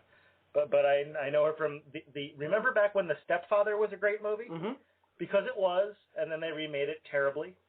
But The original stepfather By the was way- fantastic, and she's great. By in the it. way, the original stepfather was Terry O'Quinn, later known as John Locke on Lost, right? Indeed. He was the psycho stepfather killer. Okay. Babes in Toyland. Okay, the stepfather, right? Cutting Class. Cutting Class, which, by the way, one of Brad Pitt's early roles Yep. is in that film. Billionaire Boys Club, she was great in. It was a TV movie. It was very, very good. With your favorite, Judd Nelson. That's right. Did not have Michael Ian Black or Steven Seagal in it, however. I didn't know she was in When a Stranger Calls Back. I'm seeing that here. I need to check that out. But a movie that I've always adored that most people don't even know exists, available on Netflix Watch Instant, Popcorn. Popcorn, yes. Popcorn is one of those movies. It's a horror movie. Horror movie from 1991. Actually, I saw it in the theater, and it's a movie in a movie, is what it is. It's 3 movies in a movie. Right. And there, you said the tagline. I'm not going to steal it from you. Go ahead, give the tagline. Buy a bag, go home in a box. There you go. I used to have a button that said that. Did you? I did. It had Tom Villard popping out of a bag of popcorn and said, buy a bag, go home in a box. That's hilarious. Tom Villard, for those of you who don't know, we could do a whole show on Tom Villard. And it seems like Tom Villard and Jill Schoen were always in movies together. That's probably just because they were in Popcorn and I associate them as being in all films together. But Tom Villard, to me, is like if Tom Hanks never really became a movie star, he would have been Tom Villard. And, I mean, obviously some other things. There's some other subtle differences between the two. But in that Tom Hanks is still alive. Well, okay, yes, that is one of the differences, but just saying. Yeah. But it seemed like to me that they were always in movies together, and it was always like, well, Tom Villard is sort of like the almost Tom Hanks, and Jill Schoen is the sort of almost Phoebe Cates. Almost Phoebe Cates? Yeah, you know what I mean? I don't know. I'm just throwing it out there. I don't know. But see, the thing that stinks is that she hasn't apparently made a movie since 2004, and that was a short, and hasn't apparently made a real movie, a full-length movie, since Not Again in 1996. That's very sad. I wonder what she's up to these days. I don't know. I'm curious where she's gone because she was great. She was a good actress. She was cute. I always wanted to know if she did her own singing in Phantom of the Opera. I don't know if she did. I don't know. I'm sure there's a way for us to find that out at this point, right? I feel like she did. It didn't seem dubbed. It wasn't like Nightmare Before Christmas or something where you can clearly hear that it's a different voice. Right. But I've always really, really enjoyed that movie. I'll tell you what. Let's just take a little look here at Popcorn. I want to talk about Popcorn. Popcorn is a great flick. Popcorn is about a group of students who they're film students and they put on an all-night horror-a-thon to raise money for their school or some such nonsense. But it doesn't matter because somebody's killing them. And the way the somebody is killing them is by they're taking the movies that they're showing at this all-night horror-a-thon that they're doing, and they're killing them in ways tied into those movies. And it's a blast. And she's great. Tony Roberts is their teacher. He's terrific. Apparently Dee Wallace in that movie Dee as well. Wallace is her mom, yeah. Back when she was Dee Wallace Stone. Kelly Jo Minter, who I also had a huge crush on in the 80s. Ray Walston. Who I also had a huge crush on in the 80s. My favorite Martian, Ray Walston. I believe, if I'm not mistaken, and I'm going to double check this, I believe Kelly Jo Minter was in fact in Cool as Ice with Vanilla Ice. I believe she was too. I know she was in A Nightmare on Elm Street Part 5, The Dream Child. And I'm impressed that you knew that. From that. Let's see. Yep. And of course Doc Hollywood, right? Yes, she was in Doc Hollywood. What's she been up to lately? Let's go to her. Ooh, and The People Under the Stairs as well. She's been in nothing. Yeah, it's a shame. Also stopped making movies. Also stopped making movies. Very sad. What happened to our 80s brunettes? Our 80s horror movie brunettes have all kind of gone the way of, well, nowhere good anyway. That's true. Let's see. Can I confirm if she was in Cool as Ice? I think she was. I'm thinking maybe she wasn't. Wow. I am so sorry that I attributed that. She was in New Jack City. Yeah, well, I am so sorry so that we can keep the Judd Nelson train rolling. But I'm so sorry that I put her in that film if she wasn't. More importantly, no one wants to be credited as being in Cool as Ice if they weren't. Not even Michael Gross, and he was legitimately in the film. But more importantly, should there be a band called the Judd Nelson Train? The Judd Nelson Train. The Judd Nelsons. I kind of like the Judd Nelson Train. Judd Nelson's blonde wig? No? Okay. All right. So anyway, Jill, go watch Popcorn. go watch Popcorn. Check out Jill Schoen. We love her. And check out Tom Billard, an unsung hero of the 80s. Tom Billard, a very unsung hero of the 80s. Who had the kookiest voice. He did have a very odd There was something voice. really strange about his speaking voice that made him eminently watchable. I have some ideas as to why, but I'm not going to get into that. All right, let's do this. Let's get into our discussion of truly bad horror because we're running a little bit low on time. Okay, Deep in Your Tonsils has another one here. Is he going to try to beat himself? I guess. I don't know. Well, all right, I'm just going to leave that alone. We've got Cannibalistic Bacon. I don't like it as much as Wake and Bacon. No, Wake and Bacon's much better. Unadulterated Bacon. Again, I don't know what that means, but it frightens me. You know, yeah, I'm sticking with Wake and Bacon. I am for now. So you're still ahead. So you're still winning, but if you think that you can unseat that, if you think that you have a better bacon-related or horror movie band name or horror movie-related band name, or if you can tell us what the hell ever happened to Jill Schoen. 347-326-9700, or at Frank the Unicorn on Twitter, or show at franktheunicorn.com. Okay, so because we're sort of doing horror-themed shows for the month of October. For the month of Shocktober. Shocktober, or we could call it Rocktober. No, we can't. No, if you're me and you're poor, you could call it Hocktober. No? No, it's Shocktober. No? Okay. And this is our Shocktober Fest. If you're a bad guy on the Gumby show, it could be Blocktober. I'm really stretching. Okay, all right. I get that. We don't rehearse. Yes, that's right. Okay, we don't rehearse these puns. We don't rehearse the show Clearly. ahead of time. Which is okay. Very clear. So I wanted to talk about horror movies, and I wanted to just dedicate the segment to bad horror movies because obviously it's one thing that we both love to watch. It's our thing. Okay. I love a good bad horror flick. Thanksgiving, great bad horror movie, right? But there were some horror movies that I thought deserved a mention. If you're looking for a horror movie that's a horror movie without being actually scary or inappropriate for kids, those are not necessarily easy to find. Well, let's be honest. These movies are not appropriate for kids. I mean, one of them you have listed here. One of them is okay. Good for kids. The other ones, The rest, hide the kids. they're not so bad for kids. Well, They're really not, okay? I would feel comfortable letting a younger child watch some of these. First and foremost, Ernest Scared Stupid. Which I've never seen. Wonderful, great little Ernest movie with a troll and Eartha Kitt. Fantastic. The only Ernest movie I've ever seen was Goes to Camp. Oh, see, that's one of the worst Ernest movies. That was the first Ernest movie. That was the only Not one I ever saw. They got better. Believe it or not, they got better as they went along. Ernest Scared Stupid is probably my favorite Ernest movie. It's Ernest. It's a guy in a rubber troll suit running around trying to scare an Eartha Kitt. It's great. You can't go wrong. Saw it in the theater, actually. A lot of fun. I do. A lot of Jim fun. Varney. Lot of fun for kids too. The next one on this list now brings in one of your favorites. It's a silly movie that I absolutely he's also not only one of your favorites, but in one of your favorite horror movies, which you just mentioned earlier in the show on the fly, Transylvania 6-5000 with Jeff Goldblum and Ed Begley Jr. and Gina Davis and Michael Richards and Jeffrey Jones and Joseph Bologna, and I can go on all day about great, not 6-5000. scary horror movie.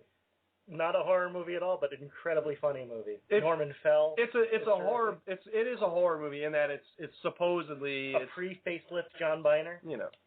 All right. Good stuff. It is a great, fun. Two reporters who head out to Transylvania, which is over there someplace. Yes.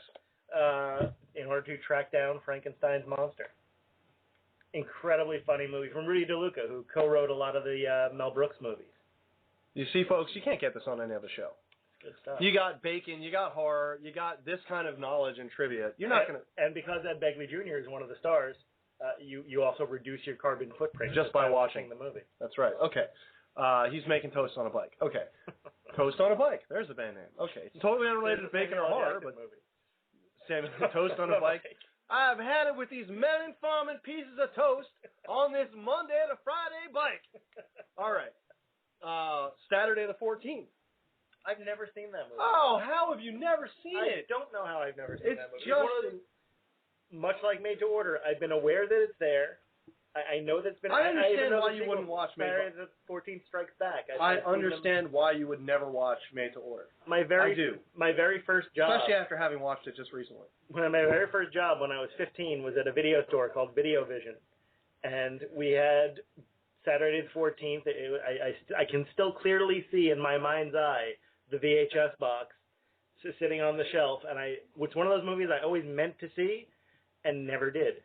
And I don't know why. It's a lot of fun. It's a lot of fun. I highly recommend it. I was always a fan of Pandemonium. Do you remember that movie? It's in the same vein as Saturday the 14th. Pun. It was also like a spoof of slasher movies. Also as well. With the Smother Brothers. Smother Brothers, it was a very funny movie that nobody remembers. Okay. Now this next one, I know you'll know this one. I've got the 2-disc special edition DVD. Monster Squad. Monster Squad. How can you go? Fred Decker at his finest. Wolfman's got an art. Indeed. And I still want that T-shirt the kid had that said Stephen King rules. I've always wanted that shirt, which I'm sure you can get online now because you can get all kinds of movie-themed shirts. I'm willing to bet if I looked for it online, I could find it within less than 5 minutes. But I've never pulled the trigger on that, and I should. You absolutely should. If you know where we can get a Stephen King rules T-shirt, call us. A la the Monster Squad. That's right. 347-326-9700. If you've got, we're still taking band names, bacon-related or horror-related. If you want to kick Wolfman in the Nards, you can call us too. 347-326-9700. Okay. Tom Noonan was Frankenstein's monster in that. I love him. That's the guy that needs more work. That was a very fun. I think I watched Monster Squad maybe a year ago, maybe a couple years ago. And it holds up, man. It's still funny. It's still great. The monster designs are really cool too because they couldn't look like the original, like the classic monsters. They had to be at least a little bit different and a little tweaked so that they didn't get sued. But they were just close enough that it really works, and it's a great flick. And especially because they try to violate some of the rules of horror, and they can't. And it's a good one for kids, though. So today I'm sure it would be PG-13. It was PG at the time. Yeah, and it's definitely a kids movie. It's a fun flick. I think that's fine for kids. All right, now this next group. Not fine for kids. Oh, not fine for anybody. Not fine for kids. Not fine for anybody. But we love these movies. Indeed, we do. I'm surprised it took us this long on the show to even bring these films up. I think we've mentioned the second one listed here before. We've mentioned a few of these, but now we're going to really talk about them. Okay. Now we're really going to enjoy. We're going to get in. This is the meat of this whole thing. Because, people, Saturday the 14th is kind of an obscure movie. But it's known. Monster Squad, everybody our age saw Monster Squad as a kid. Monster Squad's just a great horror movie for kids. It's got all the classic horror monsters in it. It's got a great plot. It's well done. It's really fun. It's a great little movie. So we're bringing in a movie that deserves to be to be unknown? Well, these movies, let's just say, are not necessarily up to the... Because Monster Squad, Saturday the 14th, were sort of bigger budget. They were. Studio movies that, these other movies, these we're going to get into now, these are the sort of direct-to-video, direct-to-DVD, fun slasher kind of classics. And we could bring up, there's a whole vein. Hey, I saw one of these in the theater. In here. Did you? Well, in one of them, yeah, but that's just, Now, these are the kind of movies. Technically, I saw two of them in the theater, but one was a screening much later on. Which one of those did you see? First of all, Jack Frost. Did you see Jack Frost in the theater? I wish I had, but no. I wish I would have too. I mean, Jack Frost, the horror movie we're talking about. It's not the Michael Keaton movie. Thing, no. Although they came out right around the same time. They did. Tagline: he's chilling and killing. He is. We've talked about it. Icing and slicing. That's part 2. Was it? Yeah, that's part 2. But part of the movie, psycho mass murder on Christmas Eve. I don't know why on Christmas Eve. They're transporting him. They're transporting him through this giant blizzard. Again, makes no sense. To be executed.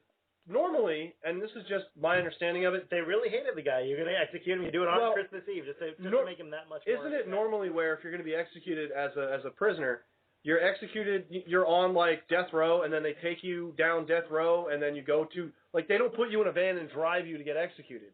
You are executed at the facility that you're housed in, that you're imprisoned in. They walk you down. That's how they do it, so that you can't escape. Sort of like how they always gave Michael Myers those midnight prison transfers. Right. It's just, let's just do this it's a plot device. Okay. It's the Deus Ex Machina, whatever. Okay. It's a ghost in the machine. So Deus Ex Machina. Whatever. Doesn't matter. I don't do Latin. Okay. Anyway, once again, I got the Grammar Cops on me, and this time in Latin. That's great. Latin Grammar Cops. Worse than the Vegan Police. You know what? There's two bands I would never go see. The Vegan Police. The Vegan Police and the Latin Grammar Cops. The Latin Grammar Cops are opening for the Vegan Police. Did you know that? Well, Vegan Police is, I got to give the shout out to Brian Lee O'Malley. That's a Scott Pilgrim reference. Okay. I would rather see Soy Taint. I said it. That's the most disgusting thing I've ever heard. It's better than Bacon Taint. Okay. Anyway, they're transporting him in the middle of the night. Obviously, like you do in the middle of a blizzard with a mass murder. And his name is Jack Frost, actually. Was that his actual name? I didn't remember. Yes, that was his actual name in the movie. There's an accident with a hazardous waste, toxic waste truck, which naturally they're transporting through a blizzard on Christmas Eve. Of course they are. Of course, ice on the road. Let's haul some toxic waste. Well, they had Why not? They had to flush it through the New York sewer system. Right, of course, because they were on their way to Jason Takes Manhattan, right? That's So okay, accident. He gets mutated with the toxic waste, and then he also mutates with the snow, and he becomes a snowman. He becomes a mutant killer snowman, Jack Frost. A mutant killer snowman. Thus, he's chilling, and because he's killing. He's chilling and killing. He is chilling and Thus the tagline. And of course the no one believes. And by the way, Shannon Elizabeth from American Pie. I was going to ask. I knew someone famous was in it. Yeah, I haven't seen it in a long time. That's her first movie. She gets killed by Jack Frost. She blow dries her hair before she goes in to take a shower. She actually happens in the film. She's actually in a direct-to-video remake that's coming out this week that I've been wanting to see of Night of the Demons.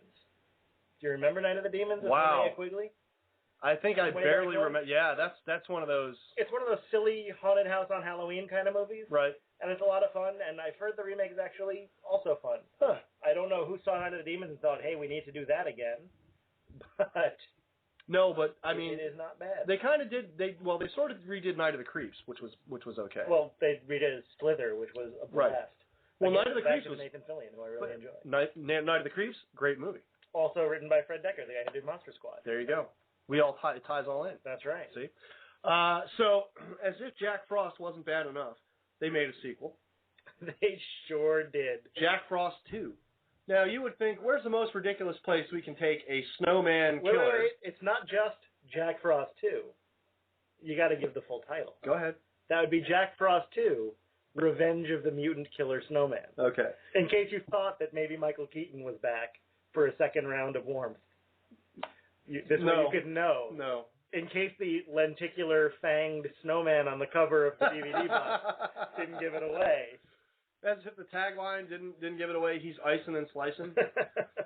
So they end up naturally, it makes sense for the characters because where do they go? They decide to go to a tropical island, an unidentified tropical island.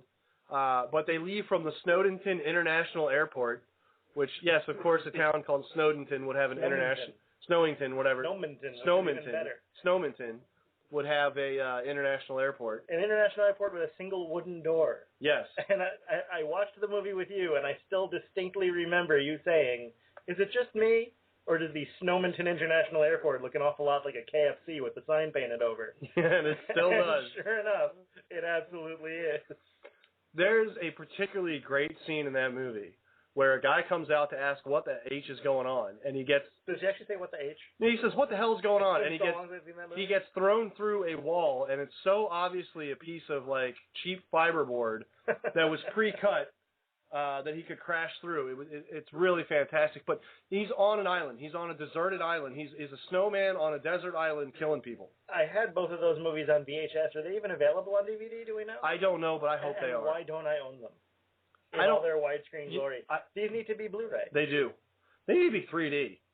Is what they need. They need them in 3D. We need Jack Frost 2 in 3D. Indeed, we do.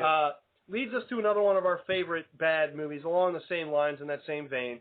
This one, a little more patriotic. This is the one I saw in the theater not long ago. Really? Yeah. When the Blu-ray came out, they actually did a special screening.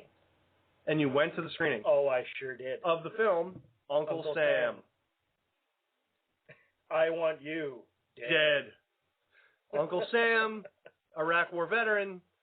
He gets killed. The plot is Sam, this kid's uncle, is in the Iraq War. He's an Iraq War veteran. Desert Storm. Right. This was made in 96, 97. Yeah. So he comes back. He's dead. He gets killed there. They ship his body back. They leave him in the coffin in the parlor of the house. Indeed, they do. Now, again, this is not 1897 that this takes place in, but they have a parlor in the house where they're leaving the body. He's in state, let's say, in the middle of July because they're going to the July 4th parade. Because, a dead body in the middle of the house in July, that's not going to smell.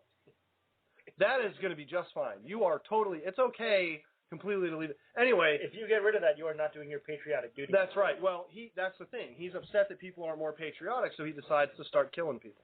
That's right. Including Isaac Hayes, who's in that movie. Indeed he is, in all his deep voice glory. It's not good. It may even be worse than Jack Frost and Jack Frost 2. Oh, come on. It's got a cool mask, though. He does have a cool mask. There are some cool elements to the movie, but overall, like, for example, Isaac Hayes, he's cool. But overall, just awful. Just awful. Just terrible. But in such a great way. Well, it's one of those, like I said, it's one of those like Thanksgiving, like Jack Frost 2.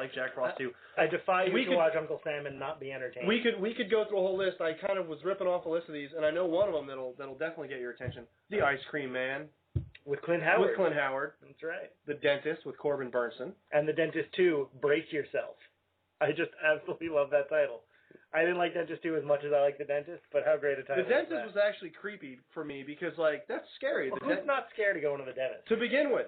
Now you turn him into a raving psychopathic Corbin Burnson? The cover of the VHS, I don't remember if it was the first one or the second one, but it's like an extreme close-up of somebody's gum line with jagged glass sticking in where the teeth should be, and it horrified me. I don't know if that was the first or second. I don't remember, but I remember the image just scared the crap out of me.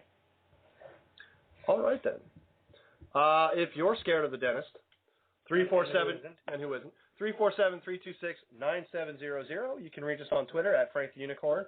We're also taking emails, show@franktheunicorn.com. We are looking for your best bacon or horror movie themed band name. And I think right now, Wake and Bacon is the one, right? So far, yes. Is that the one we're going with, deep in your consoles? How are we doing on Twitter? We got anything coming in? I'm just getting a blank look. No. Now you're giving me the finger. What's that? I'm sorry I made you watch Jack Frost and Jack Frost 2 back to back. Oh, you didn't do that, did you? Sure I did. I'm sorry. Oh, yeah, no. Especially the Shannon Elizabeth scene. But now we have to get to the movie that you listed here as crap, and I strongly, vehemently disagree. Well, I don't think the movie's crap either, but I think it's worthy of discussion because it's one of those movies where the other movies we have on there, those are horror movies. They say they're horror movies, but in reality, they're comedies, right? They really are. You're not watching Jack Frost 2, Revenge of the Mutant Killer Snowman because you want to be scared. You're watching it because, frankly, you're going to laugh at it. This movie, they trick you, okay? They trick you. You think you're watching a comedy. No, sir. No. It's very funny. It's not a comedy. It's actually a horror movie. It's a funny horror movie, but it's a horror movie. It's really scary. It's really well done. It is. I got to say it's still a comedy, but it is Broken Lizard's Club Dread. It's a horror movie. It's both. It's a floor wax and a dessert topping. I get that. I actually get that reference. As you should. From Saturday Night Live with the commercial. What was it, like Mop and Shine or something? Mop and I don't remember. It wasn't Mop and Glow. No, but it was. Do not eat Mop and Glow. That is not. Mop and Glow is not a dessert. It's purely a floor wax. It is not a dessert topping. Will not taste good. Yes. Will probably kill you. But back to Broken Lizard's Club Dread. What a great movie. Absolutely fantastic. And it gets funnier the more you see it. If nothing else, that entire movie is worth it just for the song Bongo and Toki. Bill Paxton plays a washed-up, Jimmy Buffett-esque rock star. Coconut Pete. Coconut Pete. Whose big hit is Pina Colada Bird. Pina Colada Bird. Damn it, it's Pina Colada Bird! See, I'm still laughing. But he's just got, I mean, okay, he's fantastic. He plays that movie to the hilt. He is terrific. He's awesome. But as are the My broken guys. favorite role that he's ever done, by the way. He's very funny in that movie. Viva Coconut Pete. Yes, that's where we get the famous line. Go ahead, you can do it. You can do it. Go ahead. Piss on that. I'm taking the machete. One of the things I really love about that movie is that Kevin Heffernan, who play in their earlier movie, Super Troopers, the movie that they broke out with, he's Farva, who's the disgusting, slovenly, unfortunately naked dude. Who wants to lead a cola? Yeah, he's pretty much, I'm not going to say he's the villain, but Team he's pretty Ramrod. close to it. He's just a horrible, sleazy, swarthy guy. And then they We love him. And then they make him the romantic hero in Club Dread, which Well, I absolutely love. The other genius thing is that, okay, if you watch Beer Fest, okay, Finkelstein, he goes from playing Finkelstein, the Jewish, afro-headed, nerdy, sort of underdog character, to being in Club Dread. Cuban diving instructor. Yes, the sexy Cuban diving instructor who falls in love with Penelope. And the fact that they took one of their main jokes from Carlito's Way, believe it or not. Yep. That's how the joke Penelope came about, because they were watching Carlito's Way. That's also where he took the hairstyle from Beer Fest. Is it? It is. And They it makes modeled him sense. to look like Sean Penn. It makes sense. He looks just like Sean Penn now that I think about it. Underrated movie, Carlito's Way, by the way. Yep. But yeah, so he thought the name Penelope Ann Miller, he just started calling her Penelope, and they brought it eventually much later, much later, it made its way into Club Dread. But Club Dread, it's a blast. It is scary. It's very funny.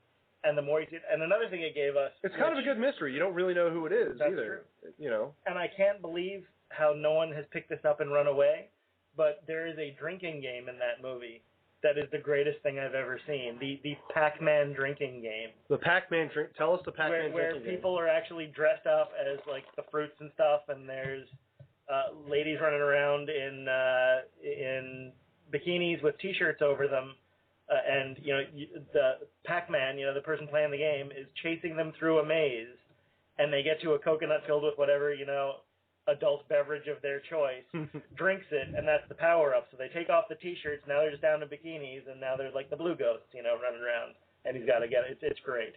I'm not explaining it right, but go watch Club Dread if just for the Pac-Man drinking game, because it's a heap of brilliance. I would love it if we could dress up as full-size Pac-Man and chase each. That would be great. That would be so much better than what we've been doing with the Q*bert thing. And then, nice. And Morning.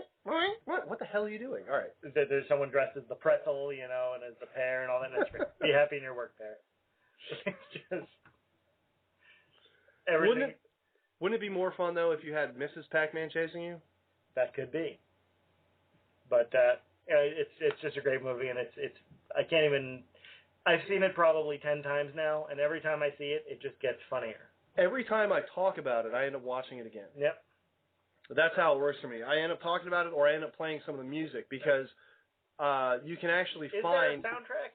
That's the thing. I've never found. To have Coconut Pete on. I would love to find a soundtrack. I've never actually found a soundtrack, but there are Coconut Pete songs. I can't tell you how to get them. I'm not going to encourage you to illegally download anything, but there are Coconut Pete songs out there that can be had. And you can get Pina Colada Bird, you can get Bongo and Toki, you can get some of the songs that he sings in the movie, which are bad Jimmy Buffett songs, just with really funny lyrics, basically. I mean, obviously. But yeah, he's this Jimmy Buffett character, and the whole plot is he's a Jimmy Buffett type character. He owns this island, which is like a resort, and people pay a lot of money to come to this island, to this resort, to party with Coconut Pete, basically. Somebody. More air quotes on the radio. Well, whatever. Somebody goes around, starts killing everyone on the island. We won't say who. We won't say who. And they've got to narrow it down as to who it is. And they eventually figure it out. But it's actually pretty well done as far as giving you misleading clues as to who it could be and what their motivation is and why and all that kind of business. So great horror movie, really, really funny. You could use a Club Dread reference if you wanted to win those burlesque tickets that we're giving away. 347-326-9700 on the Frank line. Show at franktheunicorn.com, and also Twitter at franktheunicorn. So get in touch with us. Give us either your best bacon-related or horror show-themed band name. That's what we're looking for to win those tickets. And right now, Wake and Bacon in the lead. Very much in the lead. Is there a better way to wake up than to Bacon? I don't know if there is. Maybe the Club Dread? Possibly. Okay. Maybe to wake up in Pina Coladaburg. I would love to wake up in Pina Coladaburg. I would. With Coconut Pete? Why not? It would be a little frightening. With the dreadlocks, you know, he's got the dreads in the movie and everything. And, He does. You know, it's a little, all right. All right, we're running out of steam a little bit, aren't we? I'm a big Bill Paxton fan. Did you ever see the movie he directed, Frailty? I did not. It is terrific. A Simple Plan, great Bill Paxton movie. But the thing about Frailty is it's a horror movie with a twist, and I got to tell you, I didn't see it coming. Really? And no one I know who's seen it saw it coming. It's a genuinely well put together flick. I shall have to view it. Do you have a DVD? I do. Stroking the beard. No, you're not getting it from me. Beard. All right, well, that's fine. Because I got it's part of my horror lineup for this month. Ah. I'll be watching Frailty pretty soon. I haven't seen it in a while, and I've been wanting to give it another whirl. It's a really good, scary flick. Those of you looking for a decent horror movie, you can do a lot worse than Frailty. It's Bill Paxton. He directed it. He's also in it. Matthew McConaughey, who is allergic to shirts, is also in it. Well, all right.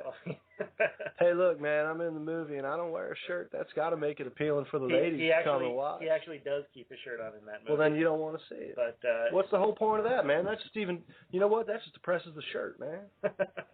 He don't want to be worn, man. He wants to hang on a hanger and just do his own thing. That's my reasoning for Matthew McConaughey not wearing shirts. I actually have no choice but to respect Matthew McConaughey, because I read an interview with him once where they asked him if he regretted being in Texas Chainsaw Massacre 4, and he said not for a second, because he got paid to run around in the mud chasing Renee Zellweger with a chainsaw. And frankly, we'd all like to do that. Yeah, I mean, there's no downside. Stop making that face. You know what I would say about Renee Zellweger? If ever I met her, I would say it's covered in mustard. I don't want it. I'm going to sit here and blink for the rest of the show. There are literally crickets right now because you're just staring at me. I have no response to that. All right. I'm going to make that catch on. I don't think you are. I'm going to try. I am going to. I think I have a better chance of seeing Jill Schoelen in a movie within this next week. You know, a brand new movie than that catching on. I'm going to encourage Jill Schoelen not to release anything until after it's covered in mustard, I don't want it, becomes a new thing. Is that going to be the name of your autobiography? No. No, Stripping with Fire. Isn't it Stripping with Fire? I think that's just been beaten. Really? Because you're certainly beating that saying into the ground. It's a dead horse. All right. Next we'll be making Pee Wee Herman jokes. I don't know. I'm just looking at the producer. She's giving me some mean looks, man. We're getting some stink eye over there. All right. We got about 6 minutes left on the show. That's the audience. That's the audience. Yeah. We got about 6 minutes left. 347-326-9700. Twitter at Frank the Unicorn and show at franktheunicorn.com. Get in touch with us. As I said, right now you've got 5 minutes left to beat the submission, Wake and Bacon. Otherwise, Deep in Your Tonsils, who I mistakenly thought was a dentist because... Why would a dentist be deep in your tonsils? Why would food be in my tonsils? Food's got to go past your tonsils. But wouldn't it be like deep in my taste buds, deep in your tongue? Not things go deep in your taste buds? They could. I think you're doing it wrong. It depends. I guess it depends on the flavor profile of what you're eating. The flavor profile. I don't know. Did you just make that up? I have or no is idea. that something from Food Network? I'm sure flavor profile is something people say. I think you made that up. The bacon flavor profile? Can you people tell that we don't rehearse? It doesn't matter. All right, there's 5 minutes left in the show. No one's listening, even on the podcast, to this stuff. This is the last 5 minutes. All right, 347-326-9700. As I was saying, we were looking for, or on Twitter, at Frank Unicorn, we're looking for the best bacon or horror-themed band name, related band name, and we've gotten Wake and Bacon, which we think is the best. Indeed. I would like to get some more horror-themed ones. I would like to find out if Saturday the 14th is available on DVD, because I would like to see that. I would imagine it is because you know what it is. We watched it on Netflix, actually. Is it on the Netflix Instant? I don't think it's on the Instant. Oh, you may be able to add it to the queue, but we got it. Yeah, we got it in the mail and watched it that way.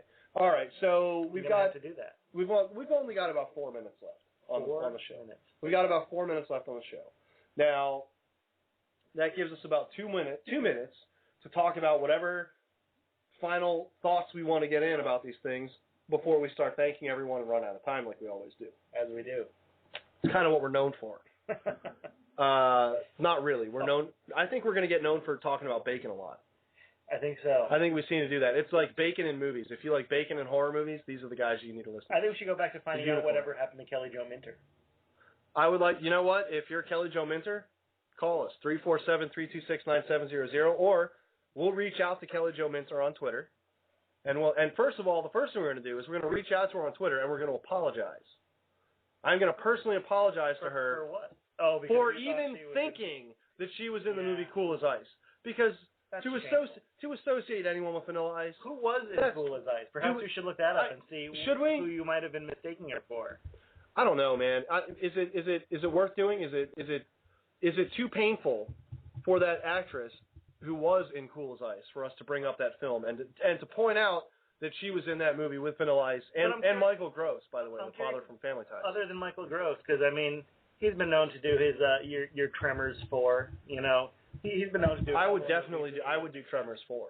I would do Tremors 17. Tremors was a hell of a lot of fun. Talk about a great bad horror movie.